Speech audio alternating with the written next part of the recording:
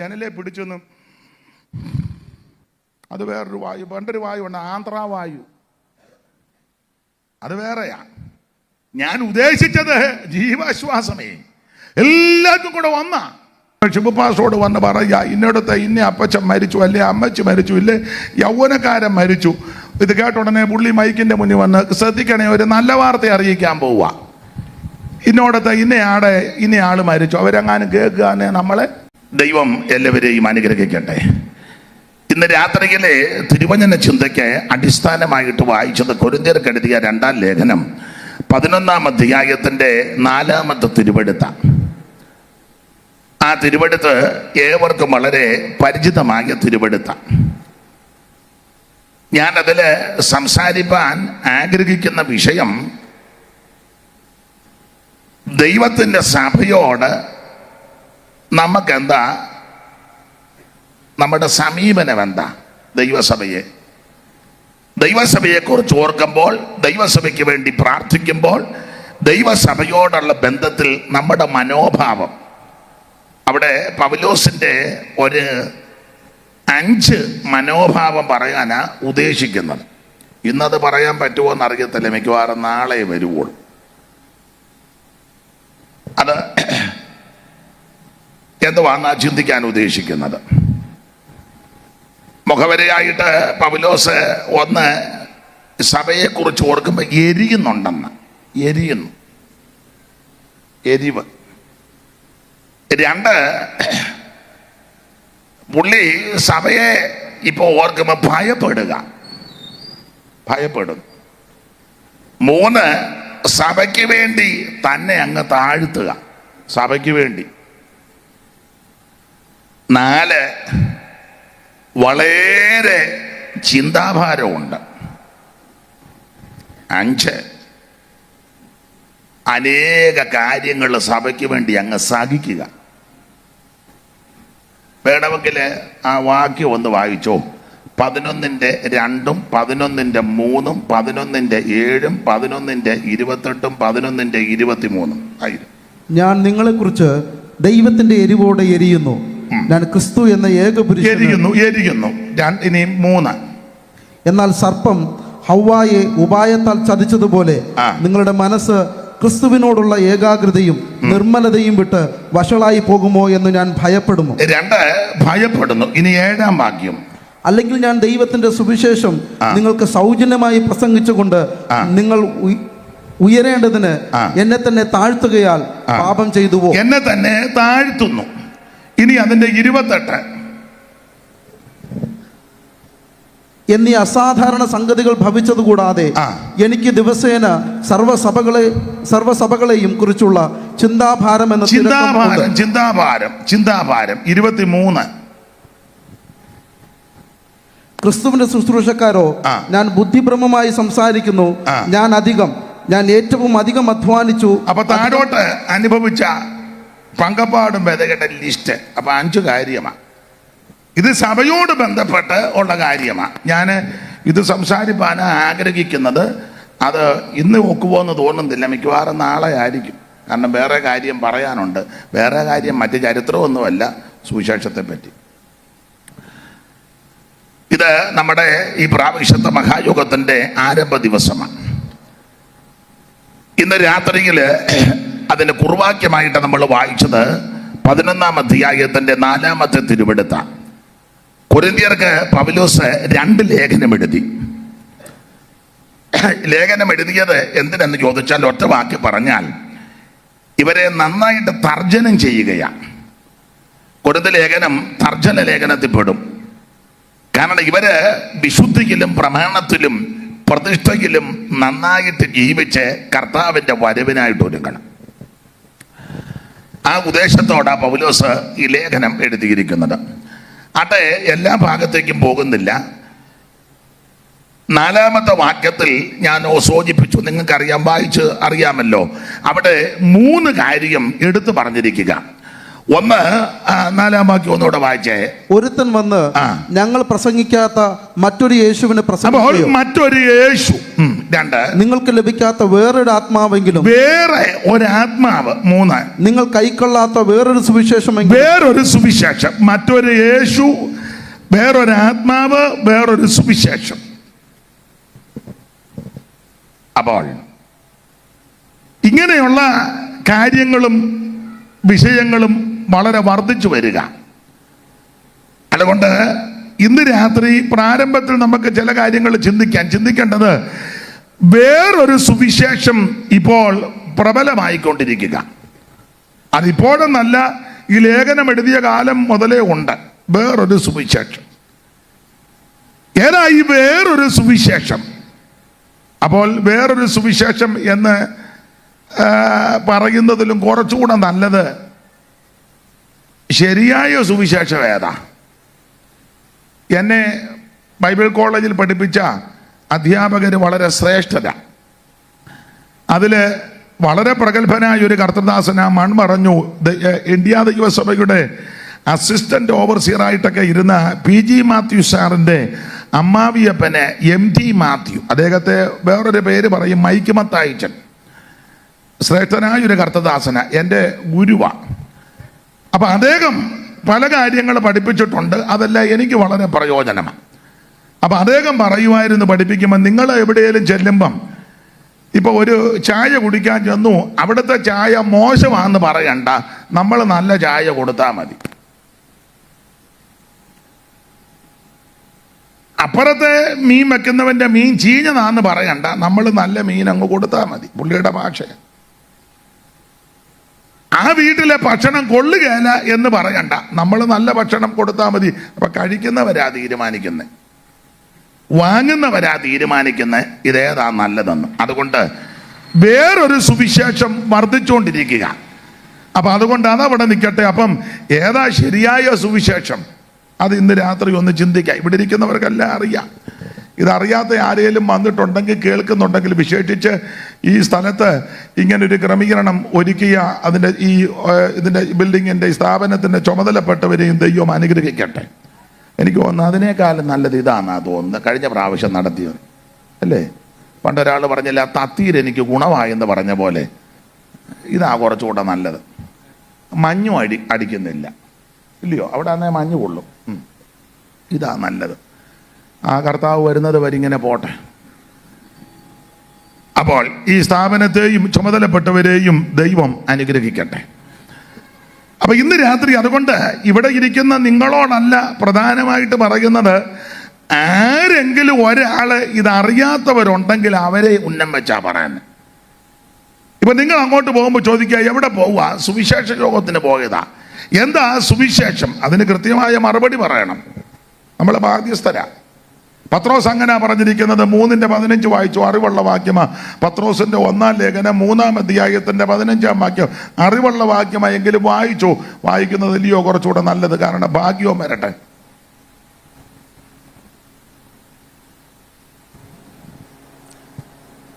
പത്രോസിന്റെ 1-ാം ലേഖനം 3:15 നിങ്ങളിലുള്ള പ്രത്യാശയെക്കുറിച്ച് ന്യായം ചോദിക്കുന്ന ഏവനോടും സൗമ്യതയും ഭയഭക്തിയും, നിങ്ങളിലുള്ള പ്രത്യാശയെക്കുറിച്ച് ന്യായം ചോദിക്കുന്ന ഏവനോടും സൗമ്യതയും ഭയഭക്തിയും പൂണ്ട് പ്രതിവാദം പറവാൻ എപ്പോഴും ഒരുങ്ങിയിരിക്കണം. അപ്പോൾ ന്യായമായ കാര്യം ഉടക്കാനും തർക്കിക്കാനും ആണെങ്കിൽ ഒന്നും പറയണ്ട. ന്യായമായിട്ട് അറിയാനുള്ള തൃഷ്ണ കൊണ്ട് ചോദിക്കുകയാണെങ്കിൽ അത് സൗമ്യതയോടും ഭയഭക്തിയോടും കൂടെ പ്രതിവാദം പറവാൻ എപ്പോഴും ഒരുങ്ങണം. അപ്പൊ ആ വാക്യത്തിൻ്റെയും കൂടെ അടിസ്ഥാനത്തില്ല. അപ്പൊ എവിടെ പോയി? സുവിശേഷത്തിന് പോയതാ. എന്തുവാ സുവിശേഷം? എന്തുവാന്ന് ചോദിച്ചാൽ, ഞങ്ങൾ ലൈറ്റും ഒക്കെ ഇട്ടിട്ടുണ്ട്, മൈക്ക് സെറ്റുണ്ട്, പാട്ടുകാരുണ്ട്, കണ്ടമാനം ആള് വരും. പിന്നെ യോഗം തീരുമ്പോൾ ഞങ്ങൾക്കൊരു മൂപ്പുണ്ടാകും, തീരുന്ന മുറുക്കി. പിന്നെ നല്ല ഇളക്കമാ. ഇതല്ല അതിന് മറുപടി. അപ്പൊ ന്യായമായിട്ട് ആരെങ്കിലും ചോദിച്ചാൽ ന്യായമായിട്ട് മറുപടിയും പറയണം. അതുകൊണ്ട് ഇന്ന് രാത്രി അങ്ങനെ ചില കാര്യങ്ങൾ നമുക്ക് ചിന്തിക്കാം. ഇതെല്ലാം നിങ്ങൾക്ക് അറിവുള്ള കാര്യമാണ് പറയാൻ പോകുന്നത്. സുവിശേഷം വേറൊരു സുവിശേഷം വർദ്ധിച്ചുകൊണ്ടിരിക്കുക. അതിന്റെ നടുവിൽ ശരിയായ സുവിശേഷം എന്താ? ഇവിടെ ഇരിക്കുന്ന എല്ലാവർക്കും അറിയാം, എങ്കിലും അറിയാത്ത ആരേലും ഉണ്ട് അവരെ ഞാനിത് എല്ലായിടത്തും പറയുന്ന കാര്യമാണ്. അല്ല, ഇതല്ലയോ എല്ലായിടത്തും പറയണ്ടേ? വേറെ എന്നാ പറയാനാ? ഇതാ പറയണ്ടേ. ഈ യോഗം വെച്ചതും സുവിശേഷം കേൾപ്പിക്കാനല്ലേ? അല്ലയോ? അതിനാ. അപ്പൊ ശ്രദ്ധിക്കുക. അതുകൊണ്ട് ഇന്ന് രാത്രി നമുക്ക് ശാന്തമായിട്ട് ചില കാര്യം ഒന്ന് ചിന്തിക്കാം. ജിജോ വാക്യം വായിച്ച് നൂപ്പാട് വരും. നന്നായിട്ട് വായിച്ചോണം. നല്ല ചടി കെടാന്നതല്ലേ, കോവൂരെ കുഞ്ഞോളച്ച പറമ്പില്ല തടിപ്പുറത്ത് വെടി പോലെ നിന്നോണം, വായിച്ചോണം. നമ്മളും വേണമെന്ന് വായിച്ചു കൊടുത്തു സഹായിക്കാൻ. എന്നെ വായിക്കുമോ? പറഞ്ഞു കൊടുക്കാനിരിക്കുക. ആയിക്കോട്ടെ. അപ്പൊ ഇന്ന് രാത്രി ശാന്തമായിട്ട് നമുക്ക് ചിന്തിക്കാം. സുവിശേഷം വേറൊരു സുവിശേഷം. അപ്പൊ ശരിയായ സുവിശേഷം എന്താണ് സുവിശേഷം? ഇവിടെ ഇരിക്കുന്ന എല്ലാവർക്കും മനപാഠമാ. അറിയാത്തവരുടെ അറിവിന് പറയും എന്താ സുവിശേഷം എന്ന് പറഞ്ഞാൽ നസറയനാകുന്ന യേശു ക്രിസ്തു. വായിച്ചോ, തിമോത്തിയോസിന്റെ 2-ാം ലേഖനം 2-ാം അധ്യായത്തിന്റെ 8-ാമത്തെ തിരുവെടുത്ത് വായിച്ചോ. ദാവീദിന്റെ സന്തതിയായി ജനിച്ച് മരിച്ചിട്ട് ഉയർത്തെഴുന്നേറ്റിരിക്കുന്ന യേശുക്രിസ്തുവിനെ ഓർത്തുകൊള്ളുക. അതാകുന്നു എന്റെ സുവിശേഷം. എന്നെ കേൾക്കുന്ന ബഹുമാന്യരെ, സമീപവാസികളെ, സ്ഥലവാസികളെ, ശബ്ദപരിധിയിൽ കേൾക്കുന്ന അല്ല ഓൺലൈനിൽ ദൂരത്തിരിക്കുന്ന ആർക്കെങ്കിലും എന്ന് അറിയത്തില്ലെങ്കിൽ നിങ്ങളോട് ഇന്ന് രാത്രി ഓർപ്പിക്കുകയാണ്. സുവിശേഷം മതം മാറ്റമല്ല, സുവിശേഷം സഭ മാറ്റുകയല്ല, സുവിശേഷം സംഘടന മാറുന്നതല്ല, സുവിശേഷം തത്വജ്ഞാനം പറയുന്നതല്ല, സുവിശേഷം തത്വസംഹിതകളെ നിരത്തുന്നതല്ല, സുവിശേഷം പ്രത്യേക ശാസ്ത്രങ്ങള് വാരി വിതറുന്നതല്ല, സുവിശേഷം മനുഷ്യനെ കൊലയ്ക്ക് കൊടുക്കുന്നതല്ല, സുവിശേഷം മറ്റുള്ളവന് ജീവഹാനി വരുത്തുന്നതല്ല, സുവിശേഷം അപരനെ നശിപ്പിക്കുന്നതല്ല, സുവിശേഷം മറ്റ് മതക്കാര് തകർക്കാൻ പ്രേരണ കൊടുക്കുന്നതല്ല. ഇങ്ങനെ പറഞ്ഞാൽ ഒത്തിരി പറയാനുണ്ട്. പിന്നെന്താ സുവിശേഷം എന്ന് പറഞ്ഞാൽ നസറയനാകുന്ന യേശുക്രിസ്തു. ഒന്നുകൂടെ വായിച്ചോ കേക്കട്ടെ. ദാവീദിന്റെ സന്തതിയായി ജനിച്ച് മരിച്ചിട്ട് ഉയർത്തെഴുന്നേറ്റിരിക്കുന്ന. പദത്തിനൊക്കെ വലിയ അർത്ഥമാ. ജനിച്ച് മരിച്ചിട്ട് നിർത്തിയില്ല, ഉയർത്തെഴുന്നേറ്റിരിക്കുന്നു. ഇവിടെ വന്നവരെല്ലാം ഇങ്ങനെ ജനിച്ചു മരിച്ചു. ശുഭം ആർക്ക്? പുള്ളിക്കും ശുഭമാ. അല്ല, മരിക്കുമ്പോഴൊക്കെ നമ്മൾ പറയല്ലേ, ചിലർ നമുക്ക് സ്നേഹമുള്ളവരും പ്രാരാബ്ധമുള്ളവരും ഒക്കെ മരിക്കുമ്പോൾ നമ്മൾ പറയത്തില്ല. ഈയിടെ ഒരു മരണ വീട്ടിൽ പോയപ്പം ഒരാൾ കരഞ്ഞുകൊണ്ട് മരിച്ചു കിടക്കുന്ന പുള്ളിയെ നോക്കിക്കൊണ്ട് സ്നേഹിതം വന്ന് പറയാ, ജോർജ് കുട്ടി നീ രക്ഷപ്പെട്ടല്ലോടാ. ഇല്ലേ? മിണ്ടുന്നില്ല. സ്നേഹിതം വന്ന് പറയാൻ, ജോർജ് കുട്ടി നീ രക്ഷപ്പെട്ടല്ലോടാ. അപ്പൊ എന്നാ? ഇവിടുന്ന് രക്ഷപ്പെട്ടു. ജോർജ് കുട്ടി എങ്ങോട്ട് പോയെന്നുള്ളത് ഞാൻ പിന്നെ പറയാം. ഇവിടുന്ന് പുള്ളി രക്ഷപ്പെട്ടെന്ന. അപ്പം യേശുക്രിസ്തുവിനെ പറ്റി പറയുന്നത് ദാവീദിന്റെ സന്തതിയായി ജനിച്ച് മരിച്ചിട്ട് നിർത്തിയില്ല, ചേർത്ത് പറഞ്ഞു ഉയർത്തെഴുന്നേറ്റ യേശുക്രിസ്തു. അതാ സുവിശേഷം. സ്തോത്രം. അപ്പൊ എന്താ സുവിശേഷം എന്ന് ആരേലും ചോദിച്ചാൽ ഒറ്റ വാക്കിലെങ്കിലും മറുപടി പറയണം. അത് നമ്മൾ ബാധ്യസ്ഥരാ. യേശുക്രിസ്തു, അതാ സുവിശേഷം. അയ്യോ അതെന്താ യേശുക്രിസ്തു? അങ്ങനെ ആരേലും ഒന്നുകൂടെ ചോദിച്ചാൽ അടുത്തൊരു മറുപടി. കൊരിന്ത്യർക്ക് എഴുതിയ 1-ാം ലേഖനം 15-ാം അധ്യായത്തിന്റെ 3-ാം വാക്യം. ക്രിസ്തു നമ്മുടെ പാപങ്ങൾക്ക് വേണ്ടി, യേശു ക്രിസ്തു നമ്മുടെ പാപങ്ങൾക്ക് വേണ്ടി തിരുവെഴുത്തുകളും പ്രകാരം മരിച്ച് അടക്കപ്പെട്ട് തീർന്നില്ല, തിരുവെഴുത്തുകളിൻ പ്രകാരം 3-ാം നാൾ ഉയർത്തെഴുന്നേറ്റു. അതാ സുവിശേഷം. അപ്പോൾ തിരുവെഴുത്തുകളും പ്രകാരം മരിച്ചു, തിരുവെഴുത്തുകളും പ്രകാരം അടക്കപ്പെട്ട്, തിരുവെഴുത്തുകളും പ്രകാരം 3-ാം ദിവസം ഉയർത്തു. അതാ സുവിശേഷം. അറിയാമല്ലോ സുവിശേഷം നല്ല വാർത്ത, സദ്വർത്തമാനം, ഗുഡ് ന്യൂസ്, നല്ല വാർത്തയാ. എന്തുവാ നല്ല വാർത്ത? യേശുക്രിസ്തുവിന്റെ ജനനം നല്ല വാർത്തയാ. ഈ എല്ലാവരും ജനിച്ച പോലല്ല യേശു ജനിച്ചത്, അല്ല. നമുക്കെല്ലാം അറിയാം, മത്തായി സുവിശേഷത്തിൽ ജനിപ്പിച്ചു എന്നാ. എന്നാൽ ക്രിസ്തുവേശുവിന്റെ ജനനത്തോട് ബന്ധപ്പെട്ട് കൊടുത്തിരിക്കുന്ന പറഞ്ഞ നമുക്കെല്ലാം മനപാഠമാ. ജനിപ്പിച്ചെന്നല്ല, ജനിച്ചു. അങ്ങനല്ലയോ ജിജോ? മത്തായി 1:16-13 ജനിച്ചു. അവളിൽ നിന്ന് ക്രിസ്തു എന്നു പേരുള്ള യേശു ജനിച്ചു. ജനിച്ചു. മറ്റവരുടെ എല്ലാം ജനിപ്പിച്ചെന്ന 1 മുതൽ വായിര. അബ്രഹാമിനോട് വലിയ താല്പര്യം ഇല്ലെന്ന് തോന്നുന്നു. അബ്രഹാമിന്റെ പുത്രനായ ദാവീദിന്റെ പുത്രനായ യേശുവിന്റെ വംശാവലി. അടുത്തത്. അബ്രഹാം ഇസഹാക്കിനെ ജനിപ്പിച്ചു. ഇസഹാക്ക് യാക്കോബിനെ ജനിപ്പിച്ചു. യാക്കോബ് യഹൂദയെയും അവന്റെ സഹോദരന്മാരെയും ജനിപ്പിച്ചു. യഹൂദ താമാറിൽ പാരേസിനെയും സാരഹിനെയും ജനിപ്പിച്ചു. അപ്പൊ ഇതെല്ലാം ജനിപ്പിച്ചു. എന്നാൽ ക്രിസ്തുയേശുവിന്റെ തിരുപ്പിറവിയോട് ബന്ധപ്പെട്ട് നമുക്കെല്ലാം അറിയാം, ജനിപ്പിച്ചെന്നല്ല, ജനിച്ചു. അപ്പൊ യേശു ക്രിസ്തുവിന്റെ ജനനം വിശേഷപ്പെട്ട ജനനമാണ്. ഒന്ന്, ആരും ജനിപ്പിച്ചതല്ല, അവിടുന്ന് ജനിച്ചതാണ്.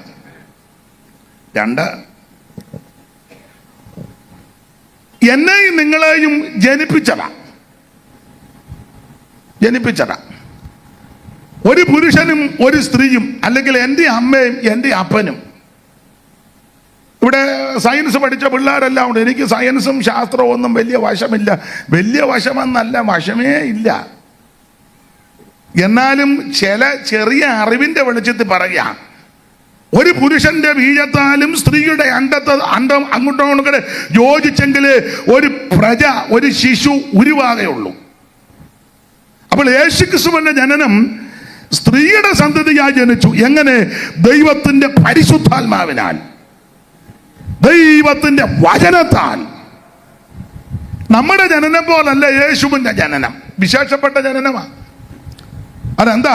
1, ഇവിടെ കേട്ടല്ലോ, ദൈവത്തിന്റെ മകനെ ജനിപ്പിച്ചതല്ല, ജനിച്ചതാ. ഇപ്പൊ എൻ്റെ അപ്പൻ എന്നെ ജനിപ്പിച്ചതാ, അല്ലേ? ജനിപ്പിച്ചതാ.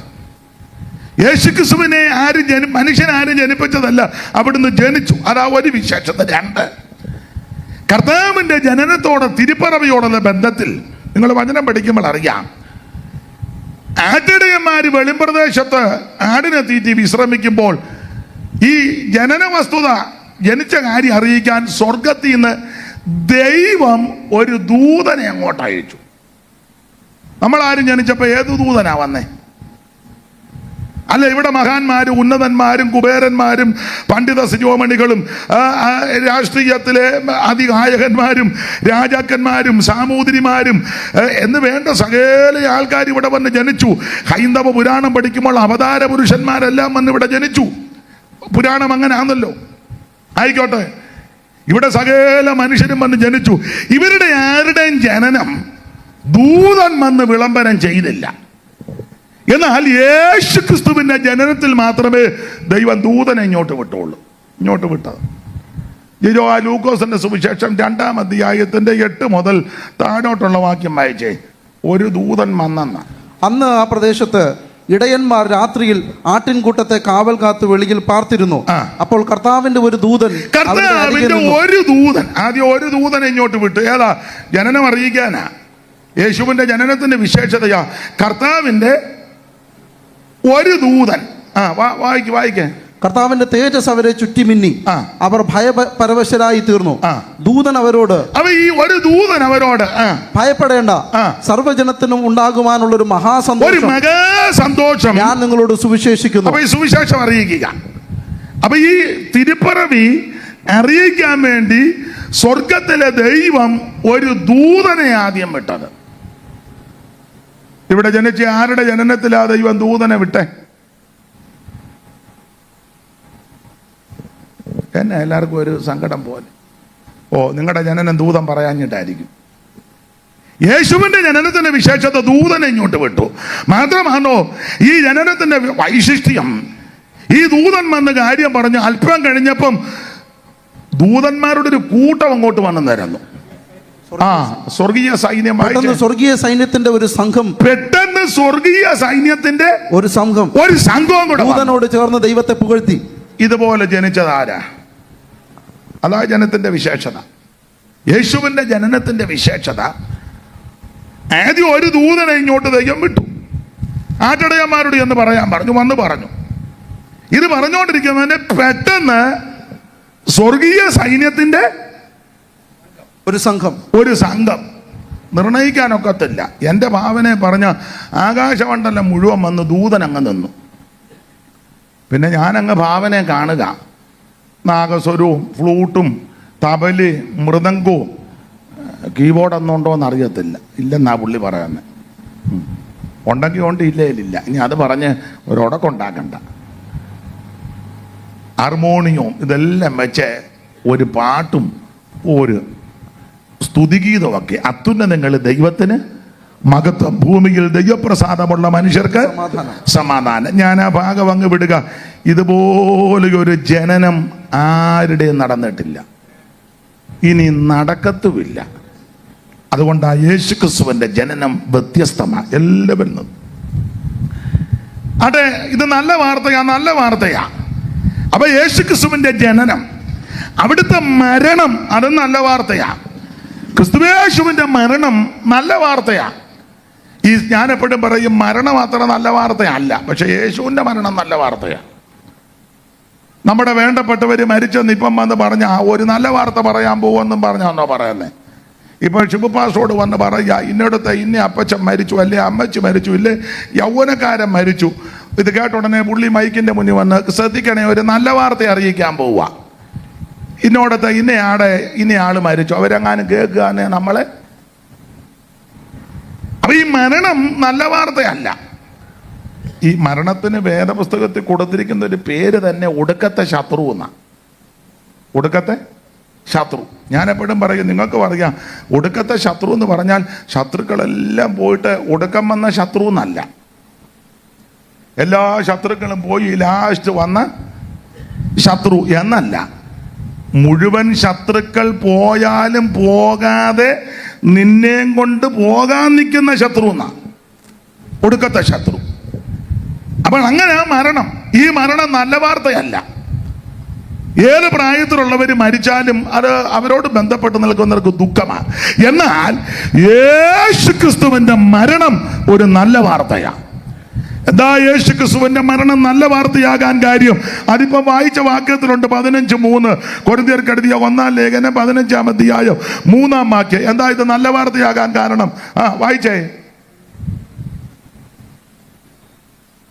എന്നാ പറ്റി?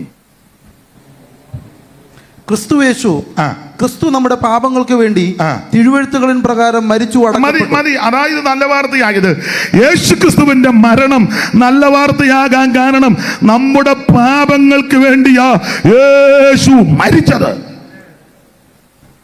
മനുഷ്യൻ ഏറ്റവും വലിയ ഭാരം എന്നാന്ന് ചോദിച്ചാൽ, അല്ലെങ്കിൽ വിഷയം എന്നാന്ന് ചോദിച്ചാൽ, തുണിയില്ലാത്തതോ അരിയില്ലാത്തതോ വീടില്ലാത്തതോ ഒന്നും അല്ല. മനുഷ്യനെ അലട്ടുന്ന മനുഷ്യന്റെ ഏറ്റവും വലിയ ഭാരം പാപത്തിന്റെ ഭാരമാണ്. അതിൻ്റെയോ യെശയ്യാ പ്രവചനത്തിൽ വായിക്കുന്നത്, അകൃത്യഭാരം ചുമക്കുന്ന ജനം. അപ്പോൾ അകൃത്യഭാരം, നിങ്ങളെ നിങ്ങളുടെ ദൈവത്തെ തമ്മിൽ ഭിന്നിപ്പിച്ചത് ഈ അകൃത്യമാണ്. ഈ അകൃത്യത്തിന്റെ ഭാരവും വഹിച്ചുകൊണ്ട് മനുഷ്യൻ അത് എത്രയോ നാളുകളായിട്ട് ഭാരപ്പെടുക. ഇതെവിടെ താത്തു വെക്കും? ആരിത് വഹിക്കും? ഇതെങ്ങനെ എവിടെ വെക്കും? അതിന് തീർത്ഥയാത്ര നടത്തുന്നു, തീർത്ഥാടനങ്ങൾ നടത്തുന്നു, കാഴ്ചകൾ കൊണ്ടുവെക്കുന്നു, തിരുമുൽ കാഴ്ച വെക്കുന്നു, എന്തെല്ലാം കാര്യങ്ങളാ ചെയ്യുന്നത്. എന്തിന്? ഈ പാപത്തിന്റെ ഭാരമൊന്ന് മാറാൻ. അതുകൊണ്ട് ഇന്ന് രാത്രി ആ പാപത്തിന്റെ ഭാരത്തെ ചുമന്നവനാണ് യേശുക്രിസ്തു. അതുകൊണ്ടാ കടന്നു പോകുന്ന യേശുവിനെ ചൂണ്ടിക്കൊണ്ട് യോഹന്നാൻ സ്നാപകൻ പറയുക, താണ്ട ലോകത്തിന്റെ പാപത്തെ ചുമക്കുന്ന, അതാ വിഷയം, ചുമക്കുന്ന ദൈവകുഞ്ഞാണ്. അപ്പൊ ശ്രദ്ധിക്കുക, ഇങ്ങനെയുള്ള പാപഭാരത്തിൽ നിന്ന് പൂർണ്ണമായ വിടുതൽ വരുവാനാ യേശുക്രിസ്തു മരിച്ചത്. അപ്പൊ യേശുക്രിസ്തുവിന്റെ മരണം നല്ല വാർത്തയാകാൻ കാരണം നമ്മുടെ പാപങ്ങൾക്ക് വേണ്ടിയാ യേശു മരിച്ചത്. അതുകൊണ്ട് ഇത് നല്ല വാർത്തയാ. ഈ പാപഭാരം എവിടെ കൊണ്ട് മാറ്റിവെക്കും? ആരിത് വഹിക്കും? എങ്ങനെ രക്ഷപ്പെടും? ഇതിൽ നിന്ന് മോചനമുണ്ടോ? എങ്ങനെ ഞാൻ നീക്കുപോക്കുണ്ടാകുമെന്ന് ചിന്തിച്ച് ഭാരപ്പെട്ട മനുഷ്യവർഗത്തിന്റെ പാപത്തിന്റെ ഭാരത്തെ ചുമന്നൊഴിക്കാൻ ആണ് യേശുക്രിസ്തു മരിച്ചത്. മുമ്പേ ഞാൻ സൂചിപ്പിച്ചു, യേശുവിന്റെ ജനനം വ്യത്യസ്തമാണ്, മരണവും വ്യത്യസ്തമാണ്. എന്താ ക്രിസ്തുയേശുവിന്റെ മരണത്തിന്റെ വിശേഷത? 1-2 കാര്യം പറയാം. മരണത്തിന്റെ വിശേഷത, 1, അവിടുന്ന് മരിക്കാനായി ഇങ്ങോട്ട് വന്നത്. മരിക്കാനാ വന്നത്. തന്നെയല്ല, യേശുക്രിസ്തുവിനെ പറ്റി പറഞ്ഞിടത്തൊക്കെല്ലാം വന്നു എന്നാണ്. ക്രിസ്തുവേശു പാപികളെ രക്ഷിപ്പാൻ ലോകത്തിൽ വന്നു, അങ്ങനെ കൊടുത്തേക്കുന്ന വന്നു എന്ന് പറയുമ്പോൾ ഓർത്തോണം, നേരത്തെ ഉണ്ടായിരുന്നു. ഇപ്പൊ എന്നോട് നിങ്ങൾ ചോദിക്കുക, ന്യായമായി ചോദിക്കുന്ന ഇങ്ങനെ, പാസ്റ്റർ എപ്പോഴാ വന്നേ, അല്ലാതെ ഇങ്ങോട്ട് വന്ന ഉടനെ എപ്പോഴാ ജനിച്ചേ, ഇപ്പൊ ചോദിക്കുവോ? ഇല്ല. ഈ യോഗത്തിന് എന്നെ കാണുമ്പോൾ എപ്പോഴാ വന്നെന്നേ ചോദിക്കുവുള്ളൂ. അപ്പോൾ യേശു വന്നെന്ന് പറഞ്ഞ് എപ്പം വന്നെന്ന് ചോദിച്ചാൽ ഞാൻ നേരത്തെ ഉണ്ടായിരുന്നു, വേറൊരു സ്ഥലത്തിൽ നിന്നാണ് ഇങ്ങോട്ട് വന്നത്. അതുകൊണ്ടാണ് ന്യായമായ ചോദ്യം, എപ്പം വന്നു. അപ്പൊ യേശു ക്രിസ്തു വന്നു. കർത്താവ് അങ്ങനെ തന്നെ പറഞ്ഞ്, മനുഷ്യപുത്രൻ വന്നത്, അങ്ങനെ മനുഷ്യപുത്രൻ വന്നത്. അപ്പോൾ മുമ്പേ ഉണ്ടായിരുന്നവനാ. എവിടുന്ന് വന്നു? സ്വർഗത്തിൽ നിന്ന് വന്നു. എന്തിനാ വന്നത്? അപ്പോൾ അത് കർത്താവിന്റെ മരണത്തിന്റെ വിശേഷത ഒന്ന്, അവിടുന്ന് മരിക്കാനായി ഇങ്ങോട്ട് വന്നത്, മരിക്കാൻ വന്നതാ. ഞാനും നിങ്ങളും എല്ലാം ജീവിക്കാൻ വന്നവരാ. നമ്മുടെ ഇരിപ്പ് കാണുമ്പോൾ അറിയാം. ഉദാഹരണം എപ്പോഴും ഞാൻ പറയും, രണ്ടുപേരുടെ വെളുപ്പിന് ഇങ്ങനെ നടക്കുന്ന കണ്ടിട്ടില്ലേ? ഭാര്യയും ഭർത്താവും. പുള്ളിയുടെ കയ്യിലൊരു മുളവടിയുണ്ട്, അമ്മയൊരു സ്കാർഫൊക്കെ കെട്ടി മഞ്ഞം പിടിച്ച്. നമ്മൾ ചോദിക്കല്ലേ, എന്നാ കുറച്ച് നാളൂടെ ചിലരിങ്ങനെ കയറ്റി പറ, കുറച്ച് നാളൂടെ വലിയ കുഴപ്പമില്ലാതെ ജീവിച്ചാൽ. അല്ല, ആഹാരം കഴിക്കുന്ന സമയത്ത് നമ്മൾ ചിലയിടത്തൊക്കെ കണ്ടിട്ടുണ്ട്, നിങ്ങളും ശ്രദ്ധിച്ചുണ്ട്, ഇത് കഴിച്ചാട്ടെ, വേണ്ട, ഇത് ഇച്ചിരി മെഴുക്ക് പുരട്ടി, എന്നാ ഇച്ചിരി ബീഫ് ഒലത്തിയതും, എന്നാ പപ്പടം കഴിച്ചാട്ടെ, എന്നാ ഇച്ചിരി അച്ചാറെടുക്കും. യോ, പിന്നെ ലാസ്റ്റ് പുള്ളി ഇങ്ങോട്ട് ചോദിക്കും, പാവയ്ക്ക കാണുമോ? എന്നെ. അപ്പം നമ്മൾ പുള്ളി വിളിക്കുക, എന്നാ ഇങ്ങനെ? കുറച്ച് നാളൂടെ ജീവിച്ച കൊള്ളാന്ന് എന്ന് പറഞ്ഞാൽ വലിയ കുഴപ്പമില്ലാതെ. കുറ്റമല്ലീ പറഞ്ഞത്, നല്ലതാ. അങ്ങനെയൊക്കെ പത്യം നോക്കുന്നത് നല്ലതാ. അപ്പം ഞാനും നിങ്ങളുമെല്ലാം ജീവിക്കാൻ വന്നവരാ. എന്നാൽ യേശു ക്രിസ്തു ഇങ്ങോട്ട് വന്നത് മരിക്കാൻ വന്നതാ. ഒന്ന്. രണ്ട്, ഈ മരണത്തിന്റെ വിശേഷത അവിടുന്ന് കൂടെ പറയുമായിരുന്നു, മരിക്കാൻ പോവാന്ന്, മരിക്കാൻ പോവാ കൂടെ പറയും. നമുക്ക് അങ്ങനെ പറയുന്ന ഇഷ്ടമല്ല. ചിലപ്പം വല്ല ഉണർവിന് കയറി ഒന്ന് പറയും, ഞാൻ മിക്കവാറും ഈയിടെ മരിക്കും. എന്നാൽ ഇത് കഴിഞ്ഞ് വീട്ടിൽ ചെല്ലുമ്പോൾ ഒന്നേ ഭാര്യ ചോദിക്കും, നിങ്ങൾക്ക് എന്നാത്തിൻ്റെ ദീനമാണ് ഉമ്മ? അല്ലെ പിള്ളേർ ചോദിക്കും, പപ്പായ്ക്ക് വേറൊന്നും പറയാൻ? ചാകുന്ന കാര്യം. അല്ല, ഉദാഹരണത്തിന് ഭാര്യയും ഭർത്താവും രാവിലെ വെളുപ്പിനെ എഴുന്നേറ്റ് പാട്ട് പാടി പ്രാർത്ഥിച്ച ഉടനെ ഭർത്താവ് ഭാര്യയോട് പറയാ, കുഞ്ഞന്നാമേ, ഞാൻ 2 ദിവസത്തിനകം മരിക്കും. നിങ്ങൾക്ക് വേറെ ഒന്നും പായി വന്നില്ലല്ലേ? കൃപയുള്ള കുഞ്ഞന്നാമേ, ഞാൻ ഉടനെ യേശുവിൻ്റെ നാമത്തിൽ ആവശ്യമില്ലാത്ത സംസാരങ്ങൾ സംസാരിക്കുന്ന ദുഷ്ടവ്യാപാരങ്ങളെ ഒരാട്ടും. കാരണം ഭാര്യയ്ക്ക് ഇഷ്ടമല്ല ഭർത്താവ് മരിക്കുന്നെന്ന് കേൾക്കുന്നതും ഇഷ്ടമല്ല, മരിക്കുന്നതും വലിയ താല്പര്യമില്ല. മനുഷ്യന്റെ എല്ലാം പ്രകൃതി അങ്ങനെ തിരിച്ചും. എന്നാൽ യേശു ക്രിസ്തു കൂടെ പറയുന്ന ഒരു പദമുണ്ടായിരുന്നു, മരിക്കാൻ മരിക്കാം. ഇത് ഒരു പ്രാവശ്യം പറഞ്ഞു നിർത്തിയില്ല, പറഞ്ഞു തുടങ്ങിയെന്ന. ജിജോട്ട് മത്തായി സുവിശേഷം 16:21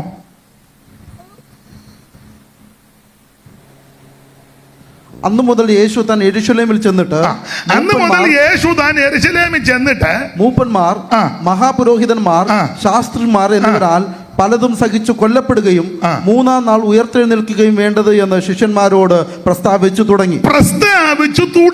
അതാ. അപ്പം ഒന്ന് പ്രസ്താവിച്ച് നിർത്തിയില്ല, പ്രസ്താവിച്ച് തുടങ്ങി. അപ്പോൾ ഒന്ന്, മരിക്കാനാ വന്നത്. 2, ഇത് പറഞ്ഞങ്ങ് തുടങ്ങി. മരിക്കുമെന്ന് പറഞ്ഞെന്നല്ല, തുടങ്ങി. അപ്പൊ കൂടെ ഇത് പറയുമായിരുന്നു. വേറെ ഭാഗ്യമുണ്ട്. ഇപ്പം എല്ലാ അരിയും പിടിച്ച് ഞെക്കണ്ടല്ലോ, വെന്തോന്ന് ഒന്ന് പോരെ. പുള്ളിയും ചിന്തിച്ചിരിക്കുക, ഒന്നേ പറയാവുള്ളൂ, എനിക്ക് ഇതെല്ലാം കൂടെ തപ്പിയെടുക്കാൻ ഒന്ന് മതി.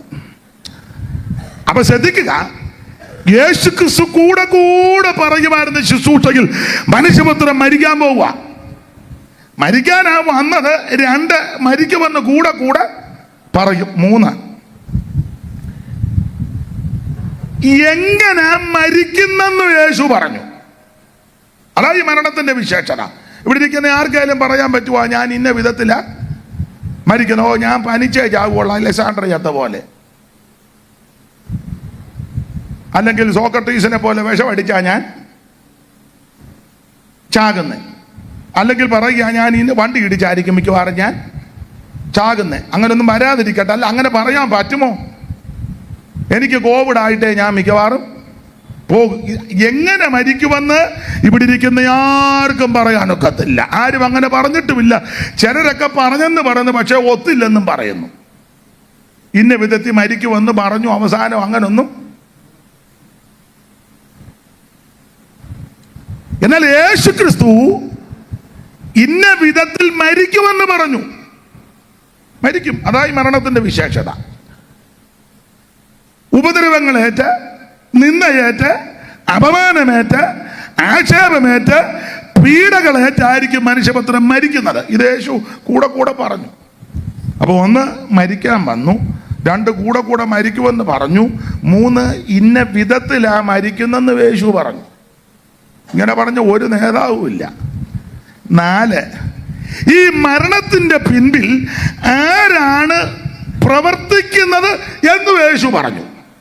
ശാസ്ത്രിമാരും പരീശന്മാരും മഹാപുരോഹിതന്മാരും ആയിരിക്കും ഇതിന്റെ അണിയറ വക്താക്കൾ. അത് യേശു പറഞ്ഞു. ഇങ്ങനെ ആര് പറഞ്ഞു? ഇവിടെ ഓരോരുത്തർ മരിച്ചു കഴിഞ്ഞാൽ അന്വേഷിക്കുന്നത് ആരാ ഇതിന്റെ പുറകിലെന്ന്. ഇപ്പോഴും പലതും കണ്ടുപിടിക്കുന്നില്ലല്ലോ. പിന്നെ ചിലത് കണ്ടുപിടിച്ചാലും കാശ് കൊടുത്ത് ഒതുക്കുക. ഈ ലോകം നീതി കിട്ടുന്ന ലോകമല്ല. അല്ല. എന്നാൽ യേശുക്രിസ്തുവിന്റെ മരണത്തിന്റെ വിശേഷത ഇന്ന ആൾക്കാരായിരിക്കും ഇതിന്റെ പുറകിൽ. അതെല്ലാം യേശു പറഞ്ഞു. ഇതുപോലെ പറഞ്ഞു മരിച്ച ആരുണ്ട്?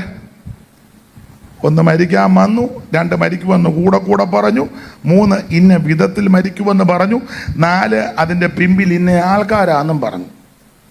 5 എവിടെ വെച്ചാ മരിക്കുന്നെന്ന് യേശു പറഞ്ഞു. യെരുശലേമിൽ. എന്നെ എല്ലാവർക്കും ഒരു അരുതാഴിയ പോലെ എവിടെ വെച്ച് മരിക്കുമെന്നും പറഞ്ഞെന്ന്. ഇവിടെ ഇരിക്കുന്ന ഏർക്കേലും പറയാൻ പറ്റുമോ ഞാൻ തൃശ്ശൂര് വെച്ചേ മരിക്കുമുള്ളു, അല്ല ഇന്ന വീട്ടിൽ വെച്ചാ മരിക്കുന്നത്, അല്ല ഇന്ന കട്ടിലല്ല, ഒന്നും പറയാനൊക്കത്തില്ല. നോട്ടോ ഇരിപ്പം കണ്ടിട്ട് മിക്കവാറും മെഡിക്കൽ കോളേജിൽ കടന്ന് പോകാനാ. ഒന്നും വരാതിരിക്കട്ടെ, ദോഷമൊന്നും വരാതിരിക്കട്ടെ. മിക്കവാറും ആമ്പലിന്റെ വള്ളി പോലെല്ലാം ഇട്ട് ഇങ്ങനെ കണ്ണും തള്ളി അങ്ങനെയൊന്നും വരരുത്. അപ്പോൾ ഈ എങ്ങനെ മരിക്കുമെന്നും പറഞ്ഞു, എവിടെ വെച്ച് മരിക്കുമെന്ന് യേശു പറഞ്ഞു. അതാ ഈ മരണത്തിന്റെ വിശേഷത. ഇങ്ങനെ പറഞ്ഞ ആരുണ്ട്? 6 ഈ മരണത്തിന്റെ വിശേഷത. കർത്താവ് മരിക്കുമെന്ന് പറഞ്ഞെടുത്തെല്ലാം മരിക്കും എന്ന് പറഞ്ഞ് നിർത്തിയില്ല, ചേർത്ത് പറഞ്ഞു അവൻ ഉയർക്കും. നിങ്ങൾ പുസ്തകം മുഴുവൻ വായിച്ചോ. മരിക്കുമെന്ന് പറഞ്ഞെടുത്തെല്ലാം ഇന്നതുപോലെ ഞാൻ മരിക്കാൻ വന്നിരിക്കുക, മരിക്കും, എന്നെ ഇന്ന ആൾക്കാർ കൂടി കൊല്ലും, ഇന്ന വിധത്തിൽ മരിക്കും, ഇന്നടത്ത് വെച്ച് മരിക്കും. അങ്ങനല്ല പറഞ്ഞത്. ഇന്നടത്ത് വെച്ച് മരിക്കുമെന്ന് പറഞ്ഞിട്ട് ചേർത്ത് ഫുൾ സ്റ്റോപ്പ് ഇടാതെ ചേർത്ത് പറഞ്ഞു 3-ാം ദിവസം ഉയർക്കും. ഇങ്ങനെ പറഞ്ഞ ആരുണ്ട്?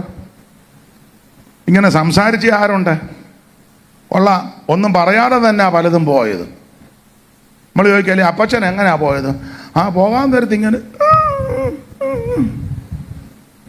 പിന്നെ അടുത്ത് നിന്ന പുള്ളി എന്നിട്ട് ഒരു കണ്ണ് തുറന്നായിരുന്നു. എന്നാ യേശുക്രിസ്തുവിന്റെ മരണത്തിന്റെ വിശേഷത മരിക്കുമെന്ന് പറഞ്ഞെടുത്തെല്ലാം യേശു പറഞ്ഞു അവൻ സ്വോത്രം 3-ാം ദിവസം ഉയർക്കും. 7 എപ്പോഴേലും ഉയർക്കുമെന്നല്ല പറഞ്ഞ്. ഞാൻ മരിക്കും, ഉയർക്കും. ഗുരു എപ്പോഴാ? അതെപ്പോഴേലും ഉയർക്കും, നീയൊക്കെ പോ എന്നല്ല പറഞ്ഞ്. കൃത്യം 3-ാം ദിവസം ഉയർക്കും. അതാ ഈ മരണത്തിന്റെ വിശേഷത. ഞാനൊരു 7 കാര്യം പറഞ്ഞു. അവിടുത്തെ തിരുമരണത്തിന്റെ വിശേഷത. അതാ പറഞ്ഞ എല്ലാവരുടെയും മരണം പോലല്ല യേശുവിന്റെ മരണം. എല്ലാവരും മരിച്ചതുപോലല്ല യേശു മരിച്ചത്. യേശു ക്രിസ്തു മരിച്ചത് നമ്മുടെ പാപത്തിന് പരിഹാരം വരുത്തുവാനാ. അല്ല, ഈ മരണം നല്ല വാർത്തയാ. ആട്ടെ, മടങ്ങി വരാം. അപ്പോൾ എന്താണ് സുവിശേഷം? യേശു ക്രിസ്തുവിന്റെ ജനനം, യേശു ക്രിസ്തുവിന്റെ മരണം, യേശു ക്രിസ്തുവിന്റെ ഉയർപ്പ്, അതാണ് ശരിയായ സുവിശേഷം. ഇതാര് ഏത് രാത്രി ചോദിച്ചാലും പറഞ്ഞോണം. രണ്ടാമത്തെ തലക്കെട്ട്. ഒന്നാമത്തെ തലക്കെട്ടാ പറഞ്ഞേ. രണ്ടാമത്തെ തലക്കെട്ട്, എന്തിനാണ് സുവിശേഷം? വായിച്ചു. ഇതെല്ലാം അറിവുള്ള വാക്യമാ. തീത്തോസ് 2:11. ഇതെല്ലാം നമുക്ക് അറിവുള്ള വാക്യമാ. നിങ്ങൾക്കെല്ലാം അറിയാം. അതുകൊണ്ട് എനിക്ക് സന്തോഷമുണ്ട്. കാരണം എല്ലാം അറിയാവുന്നത് കൊണ്ട് ചിലർ ബൈബിള് പോലും കൊണ്ടുവന്നിട്ടില്ല. അറിയാം, അതുകൊണ്ടാണ്. ചിലർ കൊണ്ടുവന്നത് തുറന്നിട്ടുമില്ല. വേണ്ട, തുറക്കണ്ട, അറിയാമല്ലോ. വളരെ സന്തോഷം. തുറക്കരുത്. വായിച്ചോ. സകല മനുഷ്യർക്കും രക്ഷാകരമായ ദൈവകൃപ ഉദിച്ചുവല്ലോ. സകല മനുഷ്യർക്കും രക്ഷാകരമായ ദൈവകൃപ. അപ്പോൾ ശ്രദ്ധിക്കുക, രണ്ടാമത്തെ തലക്കെട്ട് എന്തിനാണ് സുവിശേഷം? ഒറ്റ വാക്കി പറയാം, സകല മനുഷ്യനും രക്ഷപ്പെടാൻ. ഇന്ന് രാത്രി എന്നെ കേൾക്കുന്ന പ്രിയപ്പെട്ടവരെ, ബഹുമാന്യരെ, സുവിശേഷം എന്ന് പറഞ്ഞാൽ ഈ ശിവപാസ്ത്രിക്ക് കണ്ടമാനം കാശ് വന്നപ്പം നടത്തുന്നതല്ല. ഈ ദാനിയേൽ പാസ്റ്ററുടെ ഈ കണ്ടമാനം കാശ് വന്നത് എള്ളിയത് കൊണ്ട് നടത്തുന്നതല്ല. അല്ല, മറ്റുള്ളവരെ കാണിക്കാനോ മറ്റുള്ളവരുടെ സ്വസ്ഥത കെടുത്താനല്ല. പിന്നെന്തിനാ സുവിശേഷം? സുവിശേഷം സകല മനുഷ്യനും രക്ഷപ്പെടണം. മറ്റൊരുത്തനും രക്ഷയില്ല. എല്ലാവരും രക്ഷപ്പെടണം. അല്ല, ഒരു വിഭാഗക്കാരോ ഒരു മതക്കാരോ ഒരു സഭക്കാരോ ഒരു സംഘടനക്കാരോ ഒരു ഏരിയയിലുള്ളവരോ മാത്രമല്ല, സകല മനുഷ്യനും എല്ലാവരും രക്ഷപ്പെടണം. അതിനാ സുവിശേഷം. വ്യാഖ്യാനിക്കുന്നില്ല അധികം. അറിയാം. അപ്പൊ എന്താണ് സുവിശേഷം? യേശു ക്രിസ്തു. രണ്ടാമത്തെ തലക്കെട്ട്, എന്തിനാ സുവിശേഷം? സകല മനുഷ്യനും രക്ഷപ്പെടാൻ. മൂന്നാമത്തെ തലക്കെട്ട്, ആരാണ് സുവിശേഷം പറയേണ്ടത്? അല്ല, ആരോടാ പറയേണ്ടത് സുവിശേഷം? ആരോട് പറയണം? വായിച്ചേ. അറിവുള്ള വാക്യം മർക്കോസിന്റെ സുവിശേഷം 16-ാം അധ്യായത്തിന്റെ 15-ാം വാക്യവും മർക്കോസ് 13:10. രണ്ട് വാക്യവും വായിച്ചു. 16, 15, 13, 10.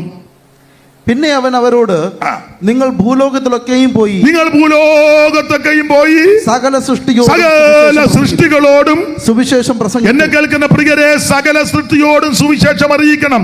അതെന്തിനാന്ന് ചോദിച്ചാൽ, ഈ സൃഷ്ടികളെല്ലാം ഞരങ്ങിക്കൊണ്ടിരിക്കുക. എന്തിന്? ഇതിനൊരു വിടുതല കിട്ടാൻ പോകുകയാ. സൃഷ്ടികളെല്ലാം ഇറ്റുനോവോടിരിക്കുക. ഈ സൃഷ്ടിക്ക് ഒരു വിടുതല, ഒരു വീണ്ടെടുപ്പുണ്ട്. ഈ ഭൂമിക്ക് ഒരു വീണ്ടെടുപ്പുണ്ട്. ഈ പ്രകൃതികൾക്കെല്ലാം ഒരു വീണ്ടെടുപ്പുണ്ട്. ആ വീണ്ടെടുപ്പിന് വേണ്ടി ഞരങ്ങിക്കൊണ്ടിരിക്കുക. അതുകൊണ്ട് സകല സൃഷ്ടികളോട് സുവിശേഷം അറിയിക്കണം. മാത്രമാണോ, അത് വ്യക്തികളെ കൂടെ ഉദ്ദേശിച്ചോണ്ട് 13:10 വായിച്ചോ. 13:10. എന്നാൽ സുവിശേഷം മുമ്പേ സകല ജാതികളോടും പ്രസംഗിക്കേണ്ടതാകും. സകല ജാതികളോടും ഇത് പ്രസംഗിക്കണം. അപ്പോൾ ആരാണ് സുവിശേഷം കേൾക്കേണ്ടത്? സകല മനുഷ്യനും കേൾക്കണം. എല്ലാവരും കേൾക്കണം. എല്ലാവരും കേൾക്കാൻ കൊള്ളാവുന്ന നല്ല വാർത്തയാ സുവിശേഷം. ഇന്ന് രാത്രി ഇവിടെ കേട്ടുകൊണ്ടിരിക്കുന്ന നിങ്ങളെ ദൈവം അനുഗ്രഹിക്കട്ടെ. അപ്പോൾ എന്താണ് സുവിശേഷം? യേശു ക്രിസ്തു. എന്തിനാ സുവിശേഷം? സകല മനുഷ്യനും രക്ഷപ്പെടാൻ. ആരാ ഇത് കേൾക്കേണ്ടത്? ഒരു വിഭാഗക്കാരോ മതക്കാരോ ജാതികളോ മാത്രമല്ല, സകല മാനവരാശിയും ഈ സുവിശേഷം കേൾക്കണം. സ്തോത്രം. ഇനിയും 4 സുവിശേഷം എങ്ങനെ പറയണം? അതിന് വാക്യമുണ്ട്. തെസ്സലോനിക്കർക്ക് എഴുതിയ 1-ാം ലേഖനം 1:5 വായിച്ചു. അറിവുള്ള വാക്യമെങ്കിലും വായിച്ചു. എങ്ങനെയാ ഇത് പറയേണ്ടത്?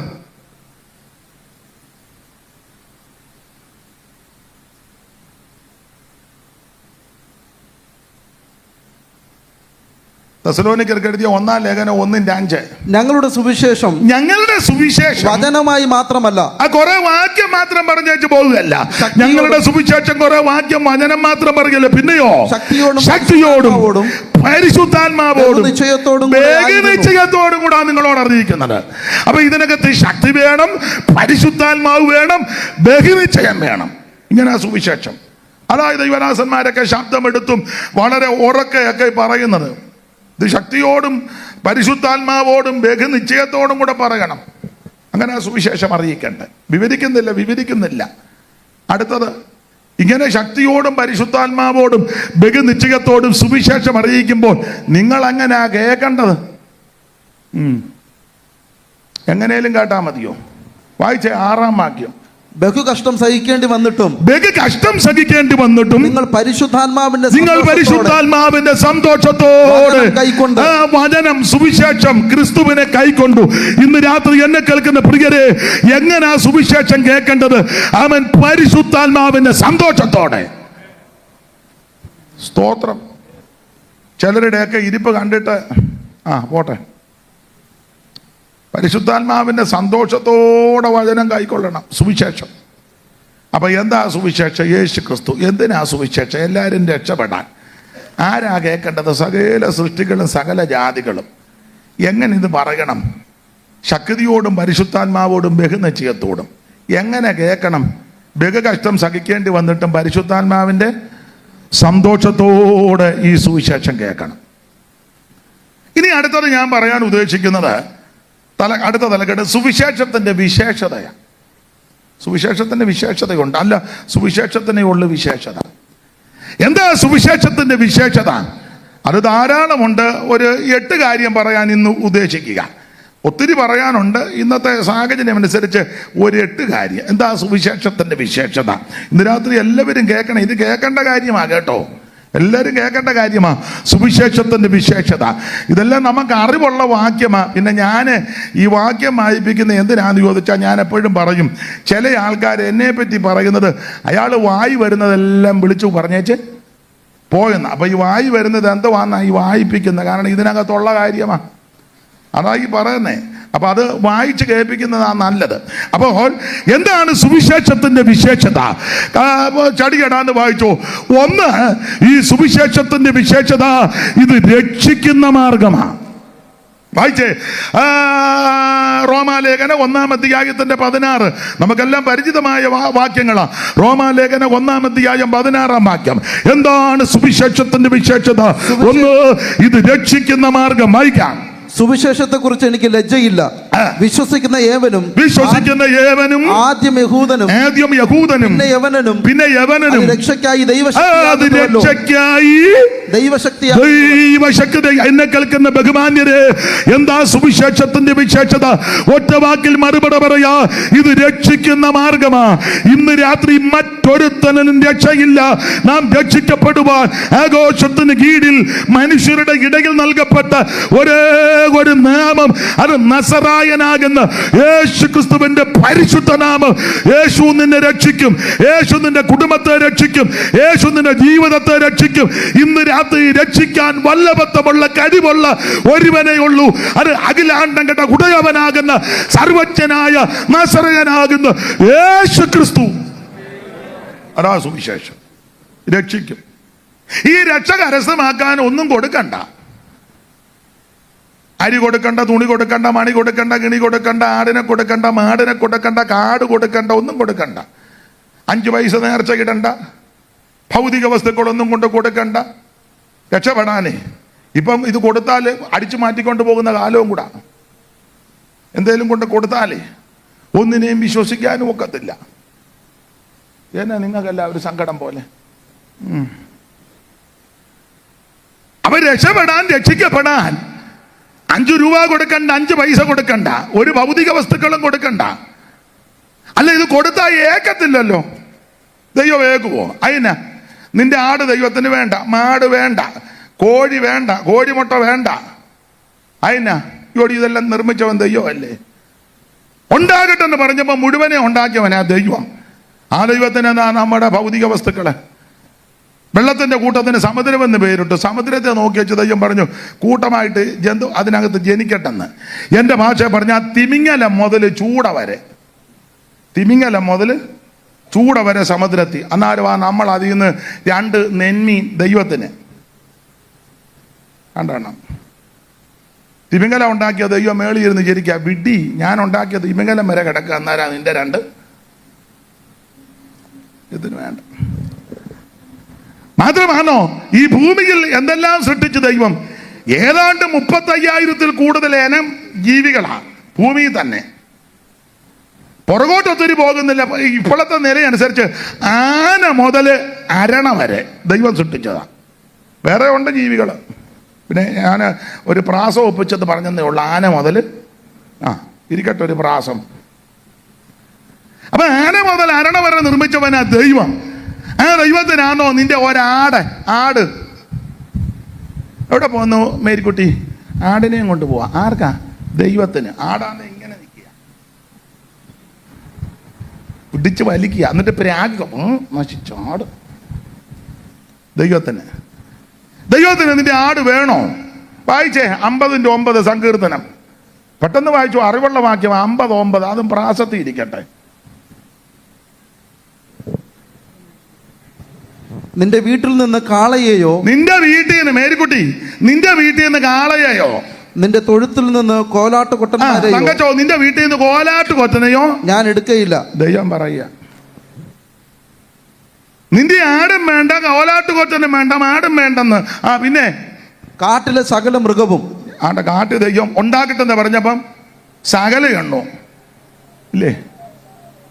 പണ്ടൊരു പാട്ടിലുണ്ട്, കാട്ടാനക്കരടി പുലി ചെന്നായി കാട്ടുപൊത്ത് കരിമ്പുലി കൂട്ടം.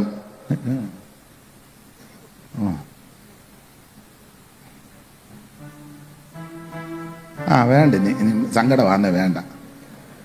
പുള്ളിയും വയ്യ. അപ്പൊ എനിക്ക് വിശന്നാ ഞാൻ നിന്നോട് പറയുമോ? ഒന്നുകൂടെ വായിച്ച 50:9. നിന്റെ വീട്ടിൽ നിന്ന് കാളയെയോ, നിന്റെ വീട്ടിൽ നിന്ന് കാളയെയോ, നിന്റെ തൊഴുത്തുകളിൽ നിന്ന് കോലാട്ട് കൊറ്റന്മാരെയോ ഞാൻ എടുക്കയില്ല. ഞാൻ എടുക്കത്ത്. ദൈവം പറയും ഇതൊന്നും വേണ്ടാന്ന്. പിന്നെ കാട്ടിലെ സകല മൃഗവും, കാട്ടിലെ സകല മൃഗങ്ങളും, പർവ്വതങ്ങളിലെ 1000 ജന്തുക്കളും എനിക്കുള്ളവയാകും. ദൈവത്തിനുള്ളതല്ലേ? പിന്നെ നിന്റെ ആടോ നിന്റെ മാടോ ദൈവത്തിന് വേണോ? വേണ്ട. അടുത്തത് മലകളിലെ പക്ഷികളെയൊക്കെയും ഞാൻ അറിയുന്നു. പക്ഷികളെയൊക്കെയും ഞാൻ അറിയുന്നു. ഇതെല്ലാം ദൈവത്തിൻ്റെതാ. അന്നേരം നമ്മൾ ഒരു പൂവൻ കോഴിയും പെടക്കോഴിയും പള്ളിക്ക് പിടിച്ചോണ്ട് പോ. ദൈവത്തിന് കോഴി. ദൈവത്തിന് എന്തിനാണ് ആ കോഴി? ദൈവം എന്നെ അവിടെ പൊരുന്ന് വെക്കാൻ പോവാന്നോ? ദൈവത്തിന് കോഴിയും വേണ്ട, ആടും വേണ്ട, മാടും വേണ്ട, ഒന്നും വേണ്ട. പിന്നെ അടുത്തത് വയലിലെ ജന്തുക്കളും എനിക്കുള്ളവ തന്നെ. അതും ദൈവത്തിൻ്റെതാ. പിന്നെ എനിക്ക് വിശന്നാൽ ഞാൻ നിന്നോട് പറയും. എനിക്ക് വിശന്നാൽ നിന്നോട് പറയും. നിന്റെ ചോറോ നിന്റെ കൂട്ടാനോ വല്ലോ എനിക്ക് വേണോ? ദൈവം ചോദിക്കുക. ചോറും കറിയും എല്ലാം കൊണ്ട് വെച്ച വഴിയാ ദൈവത്തിനാന്ന്.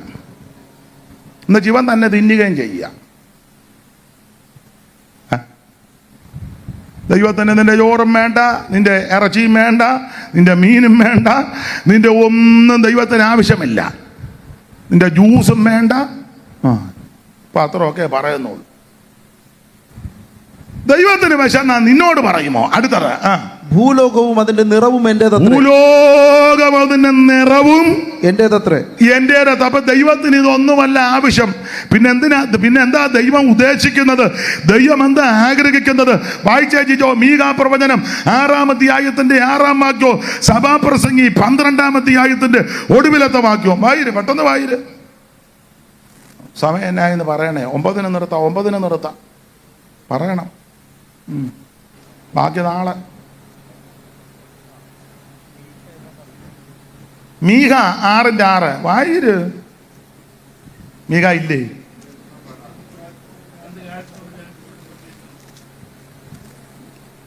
എന്തൊന്നുകൊണ്ട് ഞാൻ ദൈവത്തിന്റെ സന്നിധിയിൽ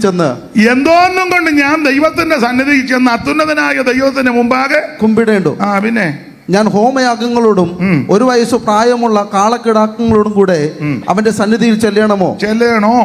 1000 ആട്ടുകൊറ്റനിലും 10,000 തൈല നദിയിലും യഹോവ പ്രസാദിക്കുമോ? വിവരിക്കുന്നില്ല, വായിച്ചു വിടുക. അടുത്തത് എന്റെ അതിക്രമത്തിന് വേണ്ടി ഞാൻ എന്റെ ആദിജാതനെയും ഞാൻ ചെയ്ത പാപത്തിന് വേണ്ടി എന്റെ ഉദരഫലത്തെയും കൊടുക്കണമോ?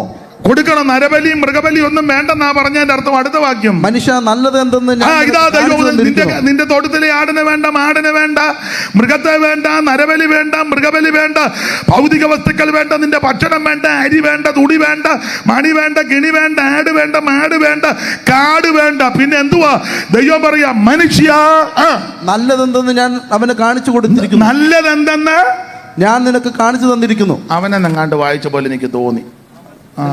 എനിക്ക് തോന്നിയതാ. വായിച്ചു. എന്നാ കുഴപ്പമില്ല, ഒന്നുകൂടെ വായിച്ചു.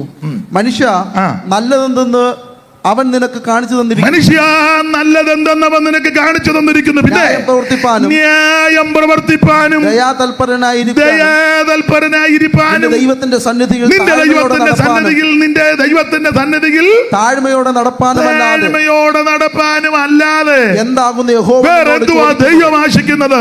നിന്റെ ഭൗതിക വസ്തുക്കൾ ഒന്നും വേണ്ട.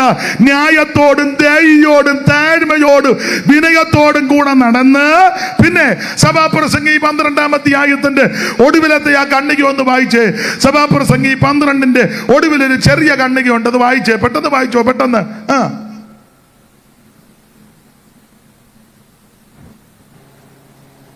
ദൈവം നല്ലതും തീയതുമായ സകല പ്രവൃത്തിയെയും സകല രഹസ്യങ്ങളുമായി ന്യായവിസാരത്തിലേക്ക് വരുത്തുമല്ലോ. അതിന്റെ മേളത്തെ വാക്യമായിരുന്നു എല്ലാറ്റിന്റെയും സാരം കേൾക്കുക. ദൈവത്തെ ഭയപ്പെട്ട് അവന്റെ കൽപ്പനകളെ പ്രമാണിച്ചു കൊള്ളുക. അതാകുന്നു സകല മനുഷ്യനും ആവശ്യമുള്ളത്. അതുകൊണ്ട് ഇന്ന് രാത്രി രക്ഷിക്കപ്പെടാൻ ഭൗതിക വസ്തുക്കൾ ഒന്നും കൊടുക്കണ്ട. യേശു നിന്നെ രക്ഷിക്കും. സുവിശേഷത്തിന്റെ ഒന്നാമത്തെ വിശേഷത ഇത് രക്ഷിക്കുന്ന മാർഗമാ. ഈ രക്ഷ കരസ്ഥമാക്കുവാൻ 5 പൈസ മുടക്കണ്ട. ഇരിക്കുന്ന കിടത്ത്, കേൾക്കുന്ന കിടത്ത്, നിൽക്കുന്ന കിടത്ത് നിന്ന് ഇന്ന് രാത്രി ഒറ്റ വാക്ക് നീ ഒന്ന് പ്രാർത്ഥിക്ക്. എന്റെ യേശുവേ, ഇന്ന് രാത്രി എന്നെ രക്ഷിക്കണം. എന്റെ യേശുവേ, ഇന്ന് രാത്രി എന്റെ പാപഭാരത്തെ ചുമന്നൊടിച്ച്, എന്റെ പാപത്തെ മോചിച്ച്, ഇന്ന് രാത്രി എന്നെ രക്ഷിച്ച് എന്റെ ഉള്ളത്തിലേക്ക് ഇന്ന് രാത്രി എഴുന്നള്ളി വരണം. ആര് പ്രാർത്ഥിക്കും അവരെ ഇന്ന് രാത്രി യേശു രക്ഷിക്കും. മറ്റൊരുത്തനും രക്ഷയില്ല. യേശു ക്രിസ്തു മാത്രമാണ് രക്ഷകൻ. ഇന്ന് രാത്രി ആ രക്ഷിതാവ് നമ്മുടെ നടുവിലുണ്ട്. ഒരു രക്ഷകനേ ഉള്ളത്, ഒത്തിരി ഇല്ല. ഇവിടെ ഹിന്ദുക്കളും മുസ്ലിം സഹോദരന്മാരും ഹൈന്ദവരും ബുദ്ധരും ജൈനരും പാഴ്സികളും ഒക്കെ ഉള്ള രാജ്യമാണ് ഇന്ത്യ രാജ്യം. വേറെ ഏതെല്ലാം ജാതിക്കാരും ഭാഷക്കാരും വംശക്കാരും ഒക്കെയാ. ഈ നമ്മുടെ രാജ്യം നല്ല രാജ്യമാണ്. ഇത്രയും ഈ വകുപ്പിൽപ്പെട്ട ആൾക്കാരെല്ലാം ജീവിക്കുന്ന മഹാരാജ്യം, വലിയ രാജ്യമായത്. അതെ, ഇതുപോലൊരു രാജ്യം വേറെ ഇല്ല. ഏതാ? ഇത്രയും ഭാഷക്കാരും ഇത്രയും ജാതിക്കാരും ഒന്നിച്ച് പാർക്കുന്ന ഒരു രാജ്യം. മറ്റു രാജ്യത്തൊക്കെ കൂടി വന്നാൽ 3-4 ജനമേ കാണുകയുള്ളൂ. ചിലയിടത്താന്നെ ചിലർ മാത്രമേ ഉള്ളൂ, വേറെ അവർക്ക് ഇഷ്ടവുമല്ല. എന്നാൽ ഈ മഹാരാജ്യത്ത് ഏതെല്ലാം വിഭാഗത്തിൽപ്പെട്ടവരാ. ഭാഷ വേറെ, ഭക്ഷണം വേറെ, വസ്ത്രധാരണം വേറെ, ആചാരം വേറെ, അനുഷ്ഠാനങ്ങൾ വേറെ, മാമൂലികൾ വേറെ, എന്തെല്ലാം വ്യത്യസ്തമാണ്. പക്ഷെ ഒരു കാര്യം പറയാ, ഇതൊക്കെ ഇങ്ങനെ വ്യത്യസ്തമാണെന്നതിൽ എല്ലാവർക്കും ഒരു സൂര്യനെ ഉള്ളെന്ന് ഓർത്തോണം. ഒരു സൂര്യൻ. രാവിലെ സൂര്യൻ കിഴക്കുദിക്കും, വൈകിട്ട് അസ്തമിക്കും. ഹിന്ദുക്കൾക്ക് ഒരു സൂര്യൻ, മുസ്ലിങ്ങൾക്കൊരു സൂര്യൻ, ക്രിസ്ത്യാനിക്കെല്ലാം കൂടെ ഒരു സൂര്യൻ. അല്ല, ബന്ധിക്കോസുകാർക്കെല്ലാം കൂടെ അല്ല, ചിലരുടെ ഇരിപ്പ് കണ്ടിട്ട് നമുക്ക് കണ്ട് പ്രത്യേക സൂര്യൻ പോലെ. എല്ലാവർക്കും കൂടെ ഒരു സൂര്യനേ ഉള്ളൂ. വായു എല്ലാവർക്കും കൂടെ വന്ന വായുവേ അല്ലേ? എല്ലാവർക്കും വന്ന ഇരിപ്പ് കണ്ടിട്ട് പിന്നെ നിങ്ങൾ ഉദ്ദേശിച്ച വായു പലതുണ്ട് ഇല്ലേ? പല വായു ഉണ്ട്. വിലക്കം വീഴുന്ന വായു ഉണ്ട്, ബിംബിഷ്ടം ഉണ്ടാക്കുന്ന വായു ഉണ്ട്, ജനലെ പിടിച്ചൊന്നും അത് വേറൊരു വായു. പണ്ടൊരു വായു ഉണ്ട്, ആന്ധ്രാവായു, അത് വേറെയാ. ഞാൻ ഉദ്ദേശിച്ചത് ജീവാശ്വാസമേ. എല്ലാവർക്കും കൂടെ വന്ന. അപ്പൊ ഒരു സൂര്യൻ, വായു ഒന്ന്, ജലം ഒന്നേ ഉള്ളൂ. പിന്നെ കുപ്പിക്കകത്ത് വേറെ പേരുമൊക്കെ എഴുതി ഒക്കെ വിടുന്നേ ഉള്ളൂ. ഒന്നാ. അങ്ങനെയെങ്കിൽ രക്ഷിതാവ് ഒന്നേ ഉള്ളൂ. പല രക്ഷിതാവില്ല, പല രക്ഷകന്മാരില്ല. ഒരേ ഒരു രക്ഷകൻ, നസറേനാകുന്ന യേശു ക്രിസ്തു. അതൊരു വിഭാഗത്തിന്റെ, മതത്തിന്റെ, സഭയുടെ, സംഘടനയുടെ, ജാതിയുടെ, വർഗത്തിന്റെ, വർണ്ണത്തിന്റെ അല്ല. അവിടുന്ന് മുഴു ലോകത്തിന്റെ ദൈവമാണ്. യേശു ക്രിസ്തു ഏകരക്ഷകൻ, യേശു ക്രിസ്തു മാത്രം രക്ഷകൻ. മറ്റൊരുത്തനിലും രക്ഷയില്ല. ഞാൻ സമയത്തെ ഭയപ്പെടുന്നത് കൊണ്ട് അധികം വിവരിക്കുന്നില്ല, ഓടിച്ചു മുമ്പോട്ട് പോകുക. ആമേൻ. സുവിശേഷത്തിന്റെ വിശേഷത 8 പറയാനാണ് ഉദ്ദേശിക്കുന്നത്. 8 ഒത്തിരി ഉണ്ട്, ഇപ്പൊ 8 മതി. 1, സുവിശേഷത്തിന്റെ വിശേഷത ഇത് രക്ഷിക്കുന്ന മാർഗമാണ്. 2, ഈ സുവിശേഷത്തിന്റെ വിശേഷത ഇത് സമാധാനം തരുന്ന മാർഗമാണ്. വായിച്ചേ, അറിവുള്ള വാക്യമായി എഫേസ്യർ ലേഖനം 6-ാം അധ്യായം അതിൻ്റെ 14-15. എഫേസ്യർ 6:14-15. സുവിശേഷത്തിന്റെ രണ്ടാമത്തെ വിശേഷത ഇത് സമാധാനം തരുന്ന മാർഗമാണ്. വായിക്കേ. നിങ്ങളുടെ അരയ്ക്ക് സത്യം കെട്ടിയും നീതി എന്ന കവചം ധരിച്ചും സമാധാന സുവിശേഷത്തിനായുള്ള ഒരുക്കം കാലിന് ചെരുപ്പാക്കി. മതി. ദൈവത്തിന്റെ മഹത്വം. എന്നെ കേൾക്കുന്ന ബഹുമാന്യരെ, പ്രിയപ്പെട്ടവര്, സുവിശേഷത്തിന്റെ രണ്ടാമത്തെ വിശേഷത ഇത് സമാധാനം തരുന്ന മാർഗമാ. ഇന്ന് രാത്രി സമാധാനമില്ലാതെ, ശാന്തിയില്ലാതെ, സ്വസ്ഥതയില്ലാതെ, മദ്യത്തിനും മയക്കുമരുന്നിനും ലഹരി പദാർത്ഥങ്ങൾക്കൊക്കെ അടിമപ്പെട്ട് ജീവിതം ഒടുക്കാം, അവസാനിപ്പിക്കാം, ആത്മഹത്യ ചെയ്യാം, അല്ലെങ്കിൽ നേടുവിടാം, വിഷം കഴിക്കാം എന്നൊക്കെ ചിന്തിച്ച് തീർത്ഥയാത്ര നടത്തിയിട്ടും തീർത്ഥാടനങ്ങൾ നടത്തിയിട്ടും ആണ്ടോടാണ്ടേക്ക് പോയിട്ടും വന്നിട്ടും ചെരുപ്പിടാതെ നടന്നിട്ടും ചെരുപ്പിട്ട് നടന്നിട്ട് ഇന്ന കളറിപ്പെട്ട വസ്ത്രം ധരിച്ചിട്ട് ഇന്ന സാധനങ്ങൾ കൊണ്ടു നടന്നിട്ടും കൊടുത്തിട്ട് ഇന്നതെല്ലാം മതങ്ങളെല്ലാം പറയുന്നത് കൊണ്ടുവാ അങ്ങനെയൊക്കെ കൊടുത്തിട്ടും യാതൊരു സമാധാനവുമില്ലാതെ പിന്നെയും മദ്യത്തിനും മയക്കുമരുന്നിനും ലഹരി പദാർത്ഥങ്ങൾക്കും അടിമപ്പെട്ട് സമാധാനമില്ലാതെ, സ്വസ്ഥതയില്ലാതെ ആരെങ്കിലും ഇന്ന് രാത്രി എന്നെ കേൾക്കുന്നെങ്കിൽ ഉറപ്പിച്ചും തറപ്പിച്ചും വചനത്തിൽ കൂടെയും അനുഭവത്തിൽ കൂടെയും പറയാ, സമാധാനം തരുന്ന മാർഗമാണ് സുവിശേഷം. ഇന്ന് രാത്രി ഈ മൈക്ക് ഇവിടെ ഇരിക്കുന്ന പ്രിയപ്പെട്ടവരുടെ കയ്യിലോട്ട് കൊടുത്ത് ഇങ്ങോട്ട് കയറ്റിയാൽ അവര് പലരും പറയും, അയ്യോ, ഒരു കാലത്ത് എനിക്കൊരു സമാധാനവും ഇല്ലായിരുന്നു, എന്നാൽ യേശു എനിക്ക് സമാധാനം തന്നു. ഈ മൈക്ക് അങ്ങോട്ട് കൊടുത്താൽ ഇവിടെ സിംഹഭാഗം ആൾക്കാർ ഇതേ പറയുള്ളൂ, ഞാൻ സമാധാനമില്ലാതെ, സ്വസ്ഥതയില്ലാതെ, ഭ്രാന്തനെ പോലെ നടന്നതാ. എന്നാൽ യേശുവിന്റെ ഉള്ളത്തിൽ വന്നു. യേശുവാരാ? അവിടത്തേക്ക് കൊടുത്തിരിക്കുന്ന വിശേഷപ്പെട്ട പദങ്ങൾ ഒത്തിരി ഉണ്ട്. അതിലൊരു പദം സമാധാന പ്രഭു എന്നാ. പക്ഷെ നമ്മുടെ ഇരിപ്പ് കണ്ടാലൊന്നും യേശു നായകൻ സമാധാന ദായകൻ നിനക്കെന്നും ധനമേ, എന്തിനാകുലം കലരും മനമേ, എന്തിനാകുലം കലരും മനമേ, യേശു നായകൻ സമാധാന നായകൻ നിനക്കെന്നും ധനമേ, എന്തിനാകുലം കലരും മനമേ. കരമുയർത്തി കർത്താവിന് മഹത്വം കൊടുക്ക്. ഇന്ന് രാത്രി എന്നെ കേൾക്കുന്ന പ്രിയരെ, സുവിശേഷത്തിന്റെ രണ്ടാമത്തെ വിശേഷത ഇത് സമാധാനം തരുന്ന മാർഗമാണ്. ഈ സമാധാനം കടയിൽ കിട്ടത്തില്ല, സൂപ്പർ മാർക്കറ്റിലൊന്നും കിട്ടുന്നതല്ല. ഏതായാലും കടയിൽ നിന്ന് സമാധാനം മേടിച്ചവരുണ്ട്, കൈപൊക്കിക്കേ, എനിക്കും പോകാനാ. അല്ല, എനിക്ക് പോകുക മാത്രമല്ല, 1-2 പേരെ വിടാനുണ്ട്. ഇന്നും ഒരാൾ ഫോൺ ചെയ്തു, ഒരു സമാധാനവും ഇല്ലെന്ന്, പുള്ളിയും കൂടെ അങ്ങോട്ട് വിടാനാ. പക്ഷേ ഇന്നടുത്ത് സമാധാനം കിട്ടുന്ന സ്ഥലമുണ്ട് കടയിൽ. ഇപ്പം സൂപ്പർ മാർക്കറ്റ് അല്ലല്ലോ, വേറെ മാർക്കറ്റ് ഒന്നുമില്ല, പിന്നെ ഹൈപ്പർ മാർക്കറ്റ് അല്ലയോ ഇവിടെ ഉണ്ടോ?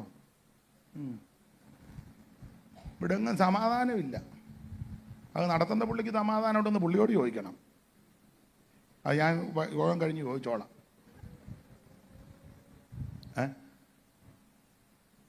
ഇത് തന്ന പുള്ളിക്ക് സമാധാനം ഉണ്ടോ എന്ന് ചോദിച്ചോണം. എന്തിനാ അങ്ങോട്ട് പോകുന്നത്? ഇവിടെ ഇരിക്കുന്നവരോട് ചോദിച്ചു, ചിലരോട്.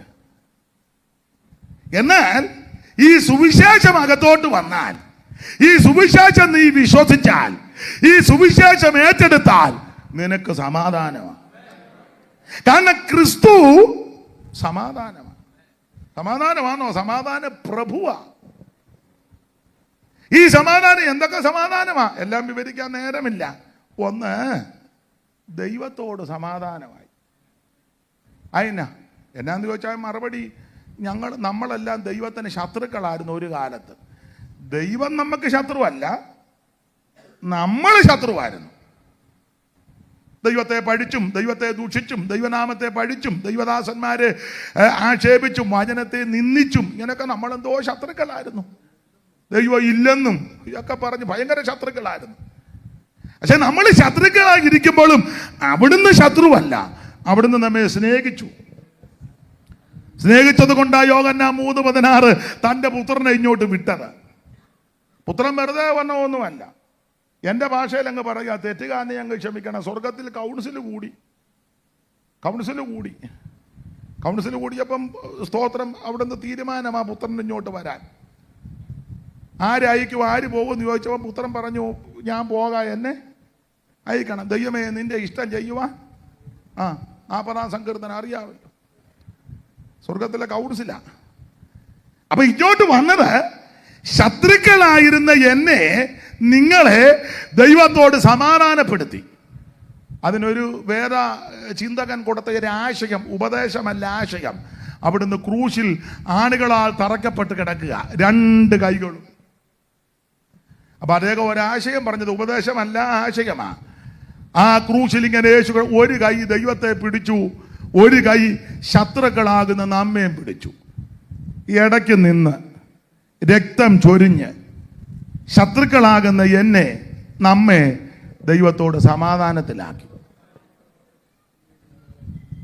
നിരപ്പിന്റെ ശുശ്രൂഷയാണ് നടത്തിയത്, ദൈവത്തോട് സമാധാനം. ഇപ്പൊ നമുക്ക് ദൈവസന്നിധി ചെന്ന് എൻ്റെ ദൈവമേ എന്നൊക്കെ വിളിക്കാം. അല്ലെ നേരത്തെ കേറോബി വിളിക്കണമായിരുന്നു, അച്ചായനൊന്ന് പറയണേ എൻ്റെ കാര്യം. അച്ചായൻ പറഞ്ഞു ഊപ്പാട് വന്നിട്ടും, അല്ലെ അമ്മാമ്മയൊന്ന് പറയണേ എൻ്റെ കാര്യം. നിങ്ങൾക്കൊന്നും പിടികിട്ടുന്നില്ല. ഇപ്പൊ അച്ചായനെ ഇടയ്ക്ക് നിർത്തണ്ട, അമ്മാച്ചനും വരണ്ട, കൊച്ചപ്പനും വരണ്ട, നിനക്ക് നേരിട്ട് അങ്ങോട്ട് പറയാം. കാരണം യേശു സമാധാനത്തിലാക്കി. അതുകൊണ്ട് ഇപ്പൊ നമുക്ക് പറയാം എൻ്റെ ദൈവമെന്ന് പറയാം. അതുകൊണ്ടല്ലേ നമ്മള് ജോസനങ്ങ് ക്ഷീണമാന്ന് തോന്നുന്നു. എല്ലാം മൂടി കെട്ടി വെച്ചേക്കുന്നല്ലോ. പൊടി അടിക്കുന്നതിനാ, തണുപ്പ്. AC എടുക്കലാന്നല്ലോ. ആട്ടെ, നമ്മളിപ്പം ഈ സമാധാനത്തിലായതുകൊണ്ടാ നമ്മളൊരു പാട്ട് പാടുകല്ലേ, എൻ ദൈവം നല്ലവൻ എന്നെന്നുമേ, എന്നാഥൻ വല്ലവൻ എന്നാലുമേ, എൻ ദൈവം നല്ലവൻ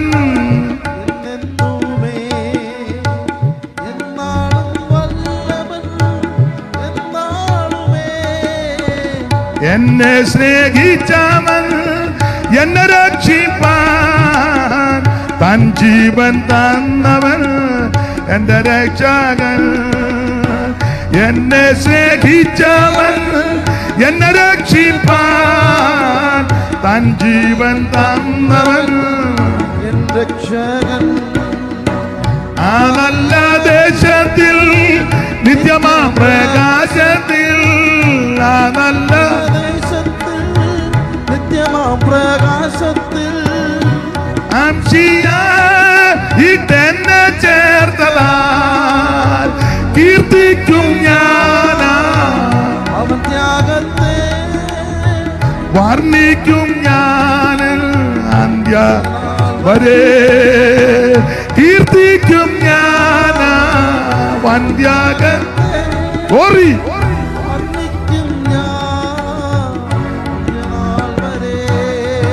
കരമുയർത്തി ദൈവത്തെ മഹത്വപ്പെടുത്ത. ഒരു കാലത്ത് എൻ്റെ ദൈവമേന്ന് വിളിച്ച് അങ്ങോട്ട് ചെല്ലാൻ ഒക്കത്തില്ല, നമ്മൾ ശത്രുക്കളായിരുന്നു. എന്നാൽ ശത്രുക്കളും പാപികളും ദോഷികളുമാകുന്ന എന്നെയും നിങ്ങളെയും ദൈവത്തോട് സമാധാനപ്പെടുത്തിയതാണ് സുവിശേഷം. മാത്രമാണോ? വേറൊരു പ്രയോഗമുണ്ട്, എടുത്ത് വായിപ്പിക്കുന്നില്ല. ദൂരസ്ഥരായവരെ സമീപസ്ഥരായവരെ അത് നിരപ്പിച്ചു. ആരാ ദൂരസ്ഥരാ നമ്മള്. സമീപസ്ഥരാരാന്ന് ചോദിച്ചാൽ യഹൂദൻ. അവർക്കൊരു ചിന്തയുണ്ട്, ഞങ്ങൾ ആ പുള്ളിക്കാരൻ്റെ അടുത്ത ആള്. നമ്മുടെയൊക്കെ സഭയിലും അങ്ങനെ ചില ആൾക്കാരുണ്ട്, ഞാനാണ് ഇവിടുത്തെ മെയിൻ. ചില കൺവെൻഷൻ നടക്കുമ്പോൾ ചുമ്മാ കയറി വന്ന് സെൻട്രൽ പാസ്റ്ററോട് പറയും, ചുമ്മാ പറയും, ഇടയ്ക്കിടയ്ക്ക് കയറി ഇവിടെ കാണും. ഇവിടെ അല്ല, ചിലയിടത്തൊക്കെ ഞാൻ കണ്ടു ഒന്നുമില്ല, ഇതായി വന്ന് പറ ഒന്നുമില്ലെന്ന്. അപ്പം ഇരിക്കുന്ന ജനം മുഴുവൻ ഓർത്തോണം ഈ പുള്ളിയായി ഇതിൻ്റെ. ചുമ്മാ കയറി ഇനി കയറി വന്ന് ഒന്നുമില്ല ചെവി വന്ന് ഇതാ പറഞ്ഞത്. അപ്പം ഇരിക്കുന്ന ജനം എല്ലാം ഓർത്തോണം പുള്ളിയാണ് ഇതിൻ്റെ. നിങ്ങൾ കണ്ടിട്ട് നിങ്ങളൊന്നും കാണുന്നില്ല, പച്ചപ്പരമാർത്ഥികളാ എല്ലാവരും. അല്ല, ചിലർക്ക് അങ്ങനെ ഉണ്ട്, ഞാനാണ് ഇതിൻ്റെ. എന്ന് പറഞ്ഞ പോലെ യഹൂദന്മാർക്ക് ഒരു ധാരണ ചിന്തയുണ്ട്, ഞങ്ങൾ ദൈവത്തിന്റെ സ്വന്തം. ഇവരുടെ പ്രകൃതി എന്നാന്ന് എഴുതിയിട്ടുണ്ടല്ലോ തിമോത്തിയോസിന്റെ ആ തെസ്സലോനിക്ക ലേഖനത്തിലല്ലയോ, യഹൂദന്മാർ കർത്താവാകുന്ന യേശുവിനെ ക്രൂശിച്ചവരും. വായിച്ചേ ജിജോ, ആ വാക്യം കണ്ടോ? തെസ്സലോനിക്കർക്ക് എഴുതിയ 1-ാം ലേഖനം 2-ാം അധ്യായത്തിലാണോ 13 ഞാൻ ആ റഫറൻസ് അങ്ങ് മറന്നുപോയി. യഹൂദർ അത് തന്നെ വായിച്ചോ. യഹൂദർ കർത്താവായ യേശുവിനെയും യഹൂദരെ കർത്താവാകുന്ന യേശുവിനെയും സ്വന്തം പ്രവാചകരെയും കൊന്നവരും. നല്ല പുള്ളിക്കാരാ. കർത്താവാകുന്ന യേശുവിനെയും സ്വന്തം പ്രവാചകന്മാരെ കൊന്നവരും. ഞാൻ ഒരു സ്ഥലത്ത് ചെന്നപ്പം ഒരച്ചായൻ നമ്മുടെ സഭയപ്പെട്ട പുള്ളി പറഞ്ഞു ഞങ്ങൾ യഹൂദന്മാരാണ്. എന്നിട്ടും പുള്ളിക്ക് തീരുന്നില്ല, ഇത് മുഴുവൻ യഹൂദ രക്തമാണ്. ഞാൻ പറഞ്ഞു വെടലത്തര എന്നോട് പറഞ്ഞതിരിക്കട്ടെ, മേലിൽ ഇതെങ്ങും ഞങ്ങൾ യഹൂദനാണെന്ന്. പുള്ളിക്ക് നല്ല ഉണർവാന്നിട്ട് പറയും ഇത് യഹൂദ രക്തമാണ്. തുരുത്തിക്കാട്ട് തുരുത്തിക്കാടെന്ന് പറയുകയും ചെയ്തു. ഉള്ള കാര്യമല്ലേ. തുരുത്തിക്കാട്ട് ഒരു തള്ളയുണ്ട്, സഭായത്തിനെടുത്തിട്ട് പറഞ്ഞു ഞങ്ങൾ യഹൂദന്മാരാ, വിശേഷിച്ച് ഞങ്ങളുടെ വീട്ടുകാർ ബെന്യാമീൻ ഗോത്രക്കാരാന്ന്. വട്ടല്ലാതെ തന്നെ. അപ്പൊ ഞാൻ അങ്ങനോട് പറഞ്ഞു ഇന്നിവിടെ പറഞ്ഞതിരിക്കട്ടെ, മേലിൽ യഹൂദനാന്ന്. അതെന്നാ നാണക്കേടാന്ന് പറഞ്ഞു. എങ്ങനെ ഭാഗ്യം. യഹൂദർ കർത്താവായ യേശുവിനെയും സ്വന്തം പ്രവാചകരെയും കൊന്നവരും. മിണ്ടി പോരുതെന്ന് പറഞ്ഞു. ഇനി കർത്താവായ യേശുവിനെയും സ്വന്തം പ്രവാചകന്മാരെയും കൊന്നവന്മാരും ഞങ്ങളെ ഓടിച്ചു കളഞ്ഞവരും. സുവിശേഷ വേലക്കാരെ ഓടിച്ചു വിട്ട്, ഞങ്ങൾ അപ്പോസ്തലൻ പറയുക, കർത്താവിന്റെ വേലക്കാരെ ഓടിച്ചു വിട്ടവന്മാരും ദൈവത്തെ പ്രസാദിപ്പിക്കാത്തവരും. എങ്ങനുണ്ട്? ഇത്രയും വായിച്ചപ്പോ തന്നെ പുള്ളി പരുങ്ങുന്ന ഞാൻ കണ്ടു. ദൈവത്തെ മൈക്ക് കൂടെ പറഞ്ഞോ, പ്രസാദിപ്പിക്കാത്തവരും, ദൈവത്തെ പ്രസാദിപ്പിക്കാത്തവരും, സകല മനുഷ്യർക്കും വിരോധികളും, മുഴുവനെണ്ണത്തിന് എതിരെ. ഇപ്പോഴും അങ്ങനാന്നല്ലോ. ഒരു പൊട്ട് പോലെ 4 പക്ഷത്ത് നിന്ന് കല്ലും കട്ട എടുത്തെറിയ ഇല്ലേ?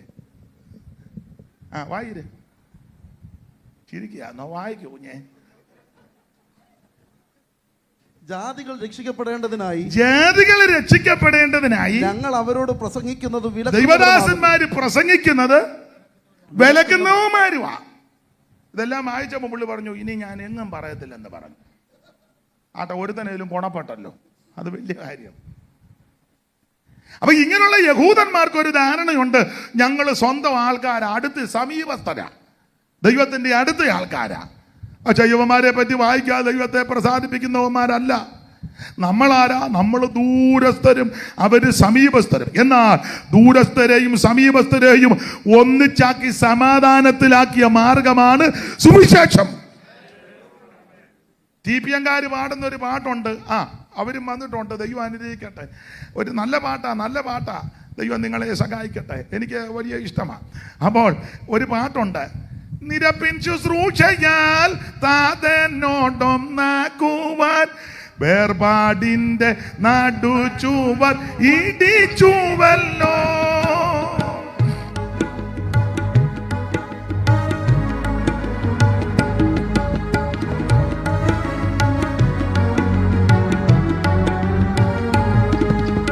നിരപ്പിൻ ശുശ്രൂഷയാൽ താതനോടൊന്നാക്കുവാൻ വേർപാടിന്റെ നടുചുവർ ഇടിച്ചുവല്ലോ.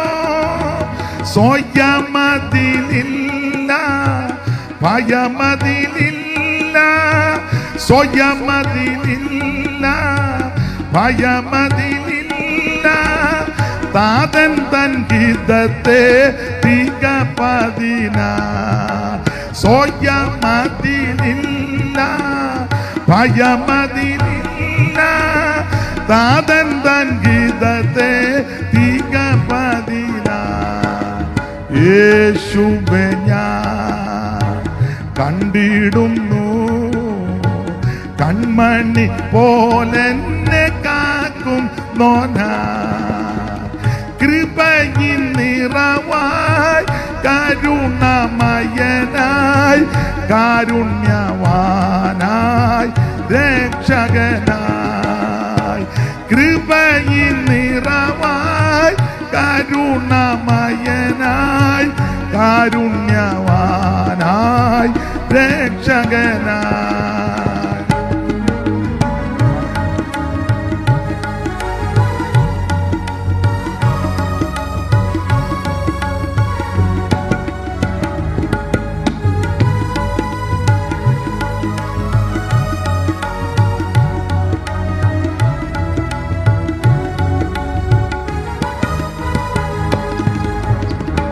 വീടൊന്നൊരുങ്ങി വിണ്ണിൽ വേഗം വരും തേജസ്സിൽ എന്നൂര ചെയ്ത് പോയ എൻ പ്രാണനാഥൻ.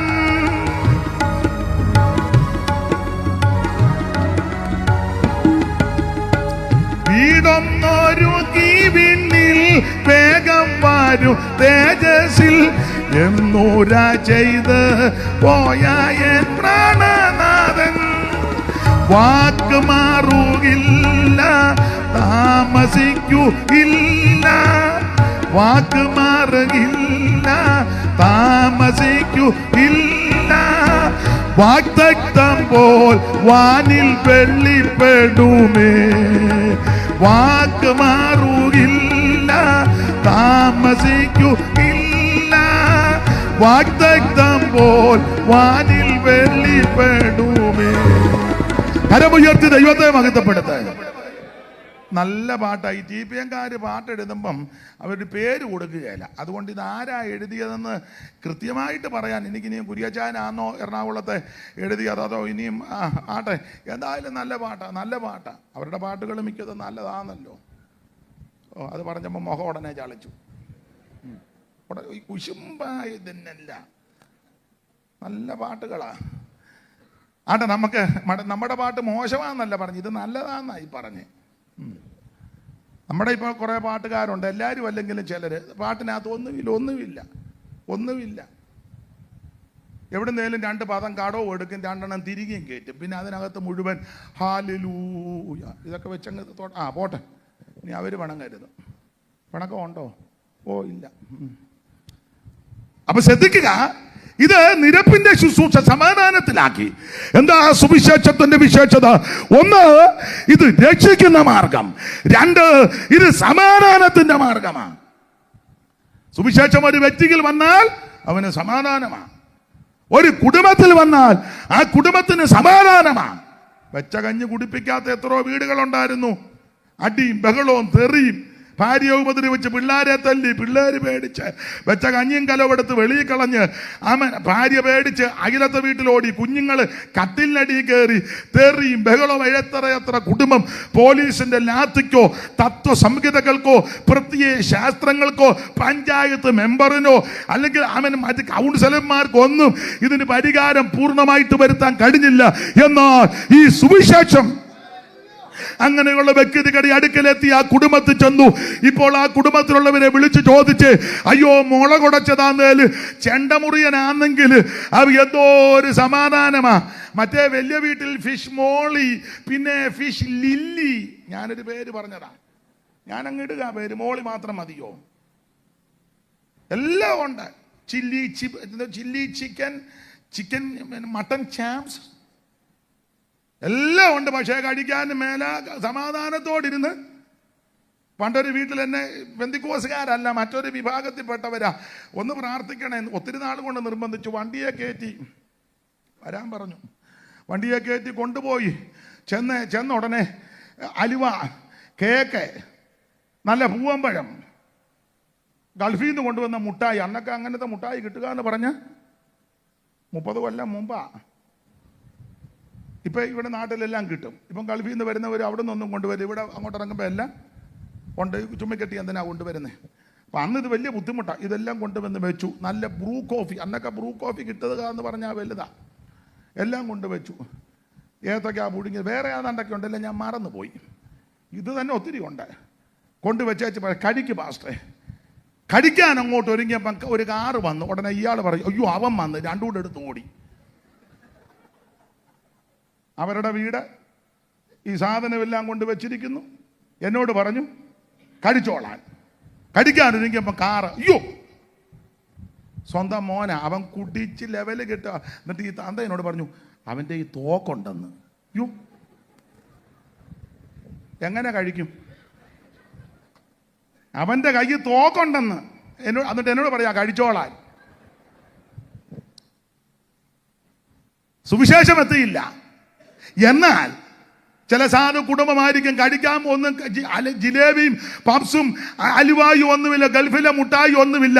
ചിലപ്പോൾ ഞങ്ങളുടെ കുട്ടനാടൻ ഭാഷ പറയാം അരി വറുത്ത് പൊടിച്ചതായിരിക്കും, അതേ ഉള്ളൂ. പക്ഷേ അത് സമാധാനത്തോടെ കഴിക്കാൻ കുടിക്കാൻ. എന്നാ സമാധാനത്തിന്റെ സുവിശേഷം നിന്റെ ജീവിതത്തിൽ വന്നത് കൊണ്ടാ. ഇന്ന് രാത്രി എൻ്റെ സ്നേഹിത സുഹൃത്ത്, അവൻ യേശുവിന്റെ സുവിശേഷത്തിന്റെ വിശേഷത നിനക്ക് സമാധാനം തരുന്ന മാർഗമാ. ഇന്ന് രാത്രി നിന്റെ കുടുംബത്തിൽ നിനക്ക് സമാധാനം വേണമെങ്കിൽ അര പൈസ മുടക്കണ്ട, അര കാശ് മുടക്കണ്ട, യേശുവിന് ഉള്ളത്തിൽ ഏറ്റെടുക്ക്. ഇന്ന് രാത്രി നിനക്ക് സമാധാനം. എന്താണ് സുവിശേഷം? യേശു ക്രിസ്തു. എന്തിനാ സുവിശേഷം? സകല മനുഷ്യനും രക്ഷപ്പെടാൻ. അവൻ ആര് കേൾക്കണം? സകല സൃഷ്ടികളും ജാതികളും കേൾക്കണം. ആര് എങ്ങനാ പറയേണ്ടത്?